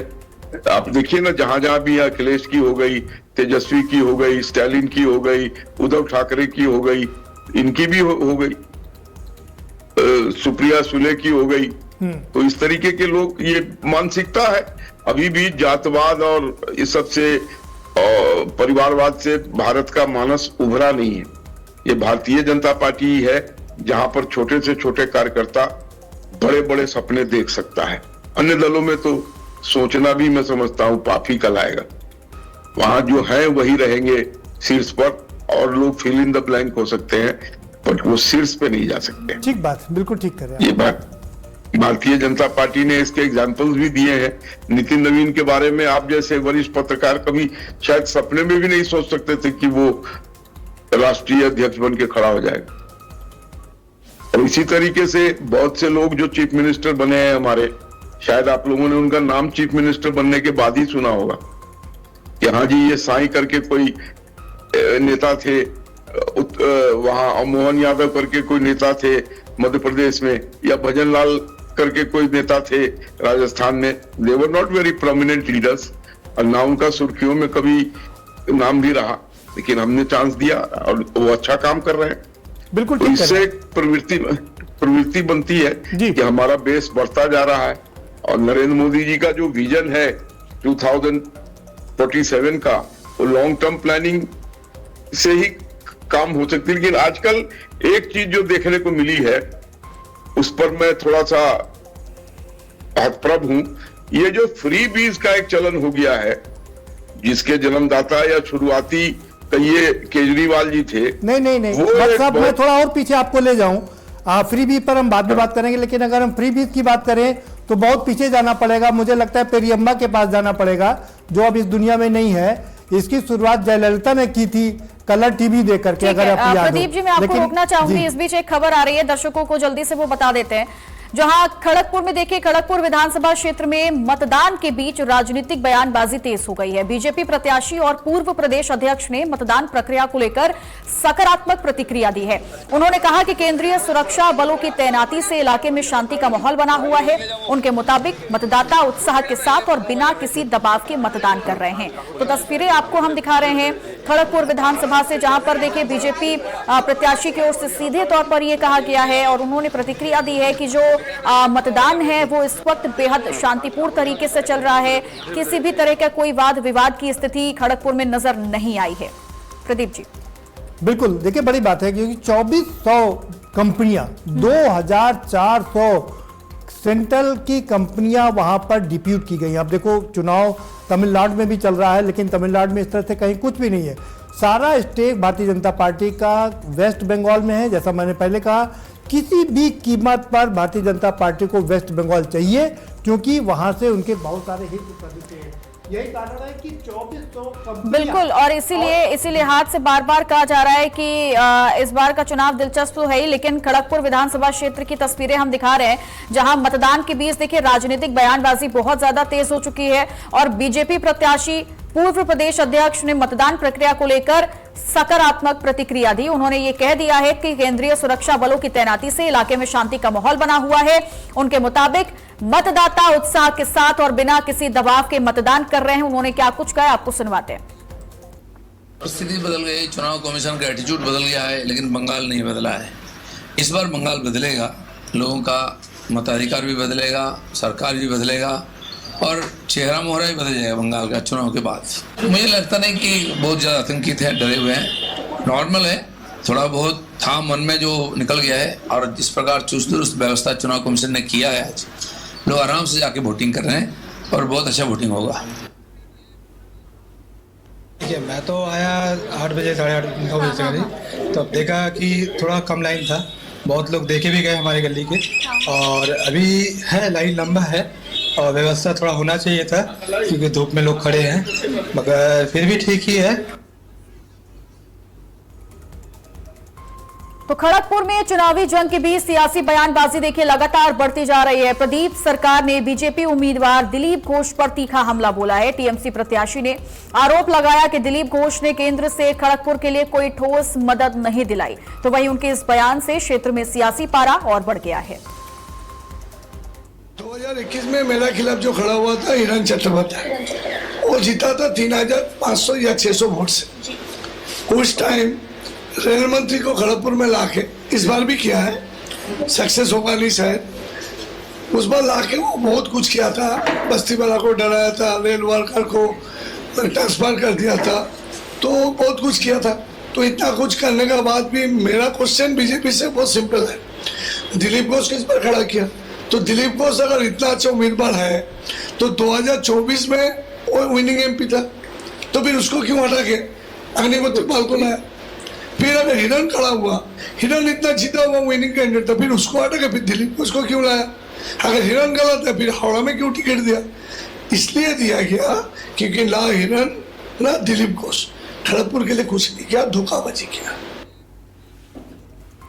तो लगातार हमने आपको रिएक्शन अभी सुनवाए हैं। खड़गपुर विधानसभा से भी अभी आपने देखा बीजेपी प्रत्याशी की ओर से सीधे तौर पर कह दिया गया है कि जो व्यवस्थाएं हैं वो दुरुस्त कर दी गई हैं और सीधे तौर पर शांतिपूर्ण तरीके से मतदान जो है वो चल रहा है। अलग अलग जिलों से अलग अलग बूथ से ये तस्वीरें आ रही हैं जो हम आप तक पहुंचा रहे हैं। चूंकि इससे पहले की भी तस्वीरें आई थी जहां पर जमकर विरोध प्रदर्शन किया गया, तो कई ऐसी तस्वीरें अलग अलग जिलों से आ रही हैं जहां पर शांतिपूर्ण तरीके से मतदान जो है वो चल रहा है।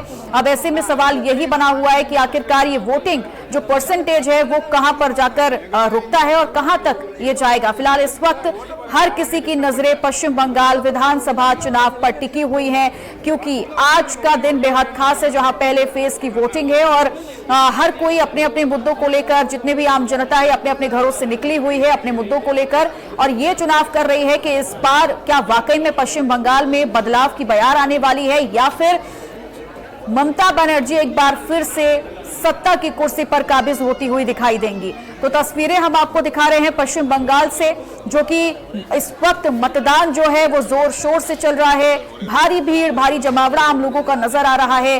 ज्यादातर महिलाएं जो हैं वो भी अपने अपने घरों से निकली हुई हैं, अपने कामकाज छोड़कर निकली हुई हैं और अपने मताधिकार का इस्तेमाल कर रही हैं। दूसरी ओर कई ऐसी तस्वीरें हमने आपको दिखाई जहां पर कई ऐसे बुजुर्ग हैं जो वो भी मतदान करने के लिए पहुंचे हुए हैं।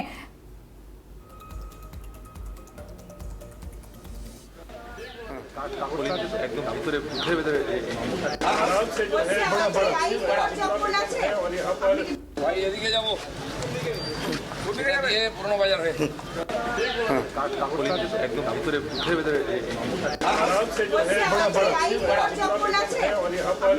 ভাই এদিকে যাবো পুরনো বাজার হয়ে। तो पश्चिम बंगाल विधानसभा चुनाव के पहले चरण की वोटिंग सुबह से ही जारी है। 16 जिलों की 152 सीटों पर देखिए वोटिंग हो रही है, लेकिन शुरू होने के बाद वोटिंग प्रक्रिया उसके बाद ऐसी तस्वीरें सामने आई हैं जिसने तनाव को और ज्यादा बढ़ा दिया। लेकिन अब सवाल यही है कि इस बार जनता के मन में क्या है, क्या वाकई में जो तस्वीरें आ रही हैं, जैसा कि हमारे सहयोगी से लेकर तमाम लोगों ने इस चीज का, इस बात का जिक्र किया है और लगातार भारतीय जनता पार्टी भी ये कह रही है कि इस बार बदलाव पश्चिम बंगाल में होने जा रहा है। तो ऐसे में देखना काफी दिलचस्प रहेगा कि क्या वाकई में इस बार बदलाव होगा या फिर भारतीय जनता पार्टी को एक बार फिर से निराशा हाथ लगेगी। तो तमिलनाडु में भी एक तरफ देखिए मतदान चल रहा है तो दूसरी ओर पश्चिम बंगाल में भी पहले चरण की वोटिंग चल रही है, जहां तमिलनाडु में 75,000 से पोलिंग बूथ पर इस वक्त मतदान की प्रक्रिया चल रही है और खास मेहमान भी लगातार हमारे साथ बने हुए हैं। प्रदीप जी, मैं चाहूंगी इस चर्चा को आप आगे बढ़ाइए, लेकिन एक सवाल है दीपांकर जी से मैं पूछना चाहूंगी, जैसा कि अभी प्रदीप जी ने जिक्र किया था ममता बनर्जी के प्रधानमंत्री बनने के सपने को लेकर, चूंकि ये अभी नहीं बहुत पहले से एनडी गठबंधन की जब बहसबाजी और जब ये चर्चा हो रही थी तभी से ही शायद ये आवाजें जो थी वो पर्दे के पीछे से आती थी कि शायद ममता बनर्जी जो है वो सपने देख रही है प्रधानमंत्री बनने के। तो इस पर आपका क्या रिएक्शन है इसको लेकर? देखिए, टीएमसी पार्टी का जो हम लोगों में संगठनिक रूप से जो बातचीत हुए हैं तो उसमें जिस तरीका से पिछले बार भी इंडिया जो बने थे उस टाइम हर किसी का मन में कुछ ना कुछ जगह में कुछ विरोध था। कांग्रेस पार्टी का सबसे ज्यादा विरोध था, क्योंकि कांग्रेस पार्टी चाहते हैं कि हमेशा प्रधानमंत्री फेस में उन्हीं को रहना चाहिए। इस बात को लेकर इंडिया में गठबंधन में थोड़ा अनबन हुआ था। लेकिन उसके बाद 2024 का बाद 2029 तक जो आने वाला समय है, अभी तक 26 चल रहा है, इस 2.5-3 साल में इंडिया में ऐसा स्थिति जगह जगह में आ चुका है जहां पे इंडिया जुट का जो बाकी जो हम लोगों का टीम है, पार्टी है, जैसे समाजवादी बोलिए या उद्धव जी का पार्टी बोलिए, जो भी है, उन्होंने देखा कि हर मुद्दा में मोदी जी का साथ अगर कहीं टक्कर देने वाला कोई है तो ममता बनर्जी है। तो इस हिसाब से बाकी सहयोगी दल ने भी ये मान लिया कि हाँ, ममता बनर्जी को आगे आना चाहिए। इसलिए इस बार का इलेक्शन में हर कोई फोन करके, जैसे कि कुछ दिन पहले पार्लियामेंट में जो डिलिमिटेशन बिल जिसको नादी बिल बोलकर बीजेपी पर्दे के पीछे से लड़ाई करना चाह रहे थे, तो टीएमसी का जो उसमें रोल था, उस रोल में बाकी सब कोई आगे आ गए कि नहीं, दीदी का नेतृत्व में आगे जाना है।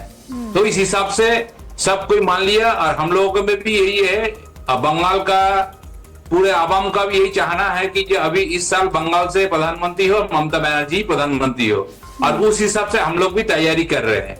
और जो कि आलोक जी अभी कुछ देर पहले आलोक जी बोले कि सेकंड लाइन टीएमसी का तैयार है, तो आलोक जी को जानकारी नहीं है। हम लोगों का 4-5वां लाइन तैयार है, 4th लाइन रेडी है पीछे, ममता बनर्जी का पीछे, कि कैसे पार्टी को आगे लिया जाए, कैसे पार्टी को एक किया जाए। और रहा बहुमत का बात, हम तो पहले ही आपको बोले कि इस बार इतना बहुमत से हम लोग जीतेंगे कि कोई कल्पना नहीं कर सकता। और उसके बाद दीदी खुलेआम मन से बोल रहा है कि एक बार हम दिल्ली देखो, मतलब इस बार हम दिल्ली में नजर देंगे।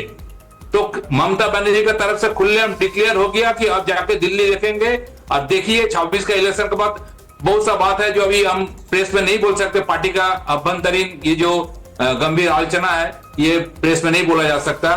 26 का इलेक्शन का बाद 4th में रिजल्ट आने का बाद कुछ दिनों में इंडिया का जो पॉलिटिक है, वो पॉलिटिक में क्या हलचल होगा वो सब कोई देखेगा। आपका चैनल में भी दिखेगा और बाकी हिंदुस्तान भी देखेगा। चलिए, हमें भी इंतजार रहेगा जैसा कि आप बोल रहे हैं, और ये देखना काफी दिलचस्प रहेगा। लेकिन क्या लगता है लक्ष्मी जी, जैसा कि अब ममता बनर्जी को लेकर के अभी कई सवाल उठने लगे हैं प्रधानमंत्री बनने के सपने को लेकर, तो क्या अगला चुनाव जो है लोकसभा चुनाव, उस पर हम प्रधानमंत्री नरेंद्र मोदी वर्सेस ममता बनर्जी देख पाएंगे? जो मामला है ये टीएमसी के कार्यकर्ताओं द्वारा और जो पार्टी के वर्कर्स हैं उनके द्वारा उठाया जा रहा है। लेकिन फिलहाल ये मामला जो है ऑल इंडिया लेवल पे ममता बनर्जी की जो इमेज है, किस तरीके से जो लोग हैं उनको रिसीव करते हैं या किस तरीके से लोग उनको अप्रिशिएट करते हैं, उसके ऊपर डिपेंड करेगा। क्योंकि कहीं ना कहीं इस तरह की चीजें अगर होंगी तो आप देखेंगे कि जो इंडिया गठबंधन है उसमें एक तनाव की स्थिति पैदा होगी। क्योंकि कांग्रेस और टीएमसी के लिए जो है इन मुद्दों को आपस में एक दूसरे से समझौते पे पहुंचना काफी हद तक मुश्किल पोजीशन बनने की संभावना रहेगी। लक्ष्मी जी, एक सवाल है मेरा कि कांग्रेस वहां पर चुनाव ढंग से नहीं लड़ रही है, क्या इंटरनल गठबंधन है भारतीय जनता पार्टी कांग्रेस का और टीएमसी का? क्योंकि अगर कांग्रेस अच्छे से चुनाव लड़ती, वोटों का बंटवारा होता, तो भारतीय जनता पार्टी के लिए रास्ता साफ हो जाता। कि आप थोड़ी सी इस बात से सहमति जाहिर कर सकते हैं, क्योंकि कांग्रेस ने जो है अपने लेवल पे जिन कैंडिडेट्स को भी चुनाव का टिकट देकर इलेक्शंस के लिए उतारा है, या फिर जो है केंद्रीय जो नेतृत्व है यहाँ पर जो प्रचार प्रसार की प्रक्रिया में जिस तरह से इन्वॉल्व है, इस तरह की बातें इंगित हो रही हैं कि कहीं ना कहीं जो है एक सॉफ्ट कॉर्नर कांग्रेस का टीएमसी के प्रति देखने को मिल रहा है। लेकिन आपको क्या लगता है कि जिस तरह से जो टिकट बंटवारा किया है, टिकटों का जो वितरण किया है कांग्रेस ने, वो किसको नुकसान पहुंचाएगा? वो टीएमसी को नुकसान पहुंचा रहा है या भारतीय जनता पार्टी का वोट काट रहा है? भारतीय जनता पार्टी को चेक करने के लिए ही कांग्रेस ने जो है उस तरह के टिकटों का बंटवारा किया है। हालांकि जो है मुर्शिदाबाद वाली जो टिकटें हैं वहां पर हम लोग देख रहे हैं कि मुर्शिदाबाद में हो सकता है कि कांग्रेस जो है बेहतर परफॉर्मेंस करे। इवन हो सकता है कि मालदा वाले थोड़े से एरिया में भी जो है बेहतर परफॉर्मेंस करने की उम्मीद दिख रही है हम लोगों को। एक 2 से 3 जिले। सवाल और इसी से जुड़ा हुआ है, आपको क्या लगता है कि अधीर रंजन चौधरी एकदम अकेले पड़ गए हैं, उनको कांग्रेस उतना भाव नहीं दे रही है? क्योंकि पिछली बार भी जब इंडिया गठबंधन का मामला हुआ था तो अधीर रंजन चौधरी ने अपना अलग रास्ता अपनाया था। कांग्रेस का टीएमसी से गठबंधन चल रहा था, लेकिन अधीर रंजन चौधरी यहाँ पर विरोध कर रहे थे। तो वो एक ऐसे शख्स हो गए हैं कि कांग्रेस ना उनको पार्टी से बाहर कर रही है और ना ही उनका विरोध कर पा रही है। जी बिल्कुल एकदम सही है। कांग्रेस के लिए जो वेस्ट बंगाल में सिचुएशन है और केंद्र में जो सिचुएशन है वो दोनों सिचुएशन काफी डिफरेंट है, क्योंकि यहाँ पर केंद्र में उनका अलायंस जो है या कहीं ना कहीं समर्थन टीएमसी का जरूरी पड़ जाता है बीजेपी का विरोध करने के लिए या बीजेपी को काउंटर करने के लिए। अगर उसी तरह से अगर स्टेट में देखें तो जो स्टेट की लीडरशिप है वो कहीं ना कहीं जो है टीएमसी के साथ जुड़ाव होने से उनको नाराजगी होगी ही होगी, ये जग जाहिर बात है, इसमें कोई ऐसी चीजें नहीं है। हालांकि अधीर रंजन चौधरी जो है कांग्रेस के बहुत ही वरिष्ठ नेता है और बहुत ही लंबे समय से जो है उन्होंने अपना जो है समय लेकिन दिया। कांग्रेस पार्टी पश्चिम बंगाल में किस तरीके से आगे काम कर पाती है ये कह पाना अभी मुश्किल होगा। बहुत बहुत शुक्रिया, वक्त हमें इतनी की इजाजत देता है, नहीं तो हम इस चर्चा को और आगे तक लेकर के जाते। बहुत बहुत शुक्रिया आप सभी का हमारे साथ जुड़ने के लिए, और प्रदीप जी आपका भी बहुत बहुत शुक्रिया। फिलहाल पश्चिम बंगाल चुनाव पर लगातार हमारी नजर बनी हुई है, लेकिन यहां रुकेंगे एक छोटे से ब्रेक लिए। आप कहीं मत जाइएगा, देखते रहिए आज की खबर।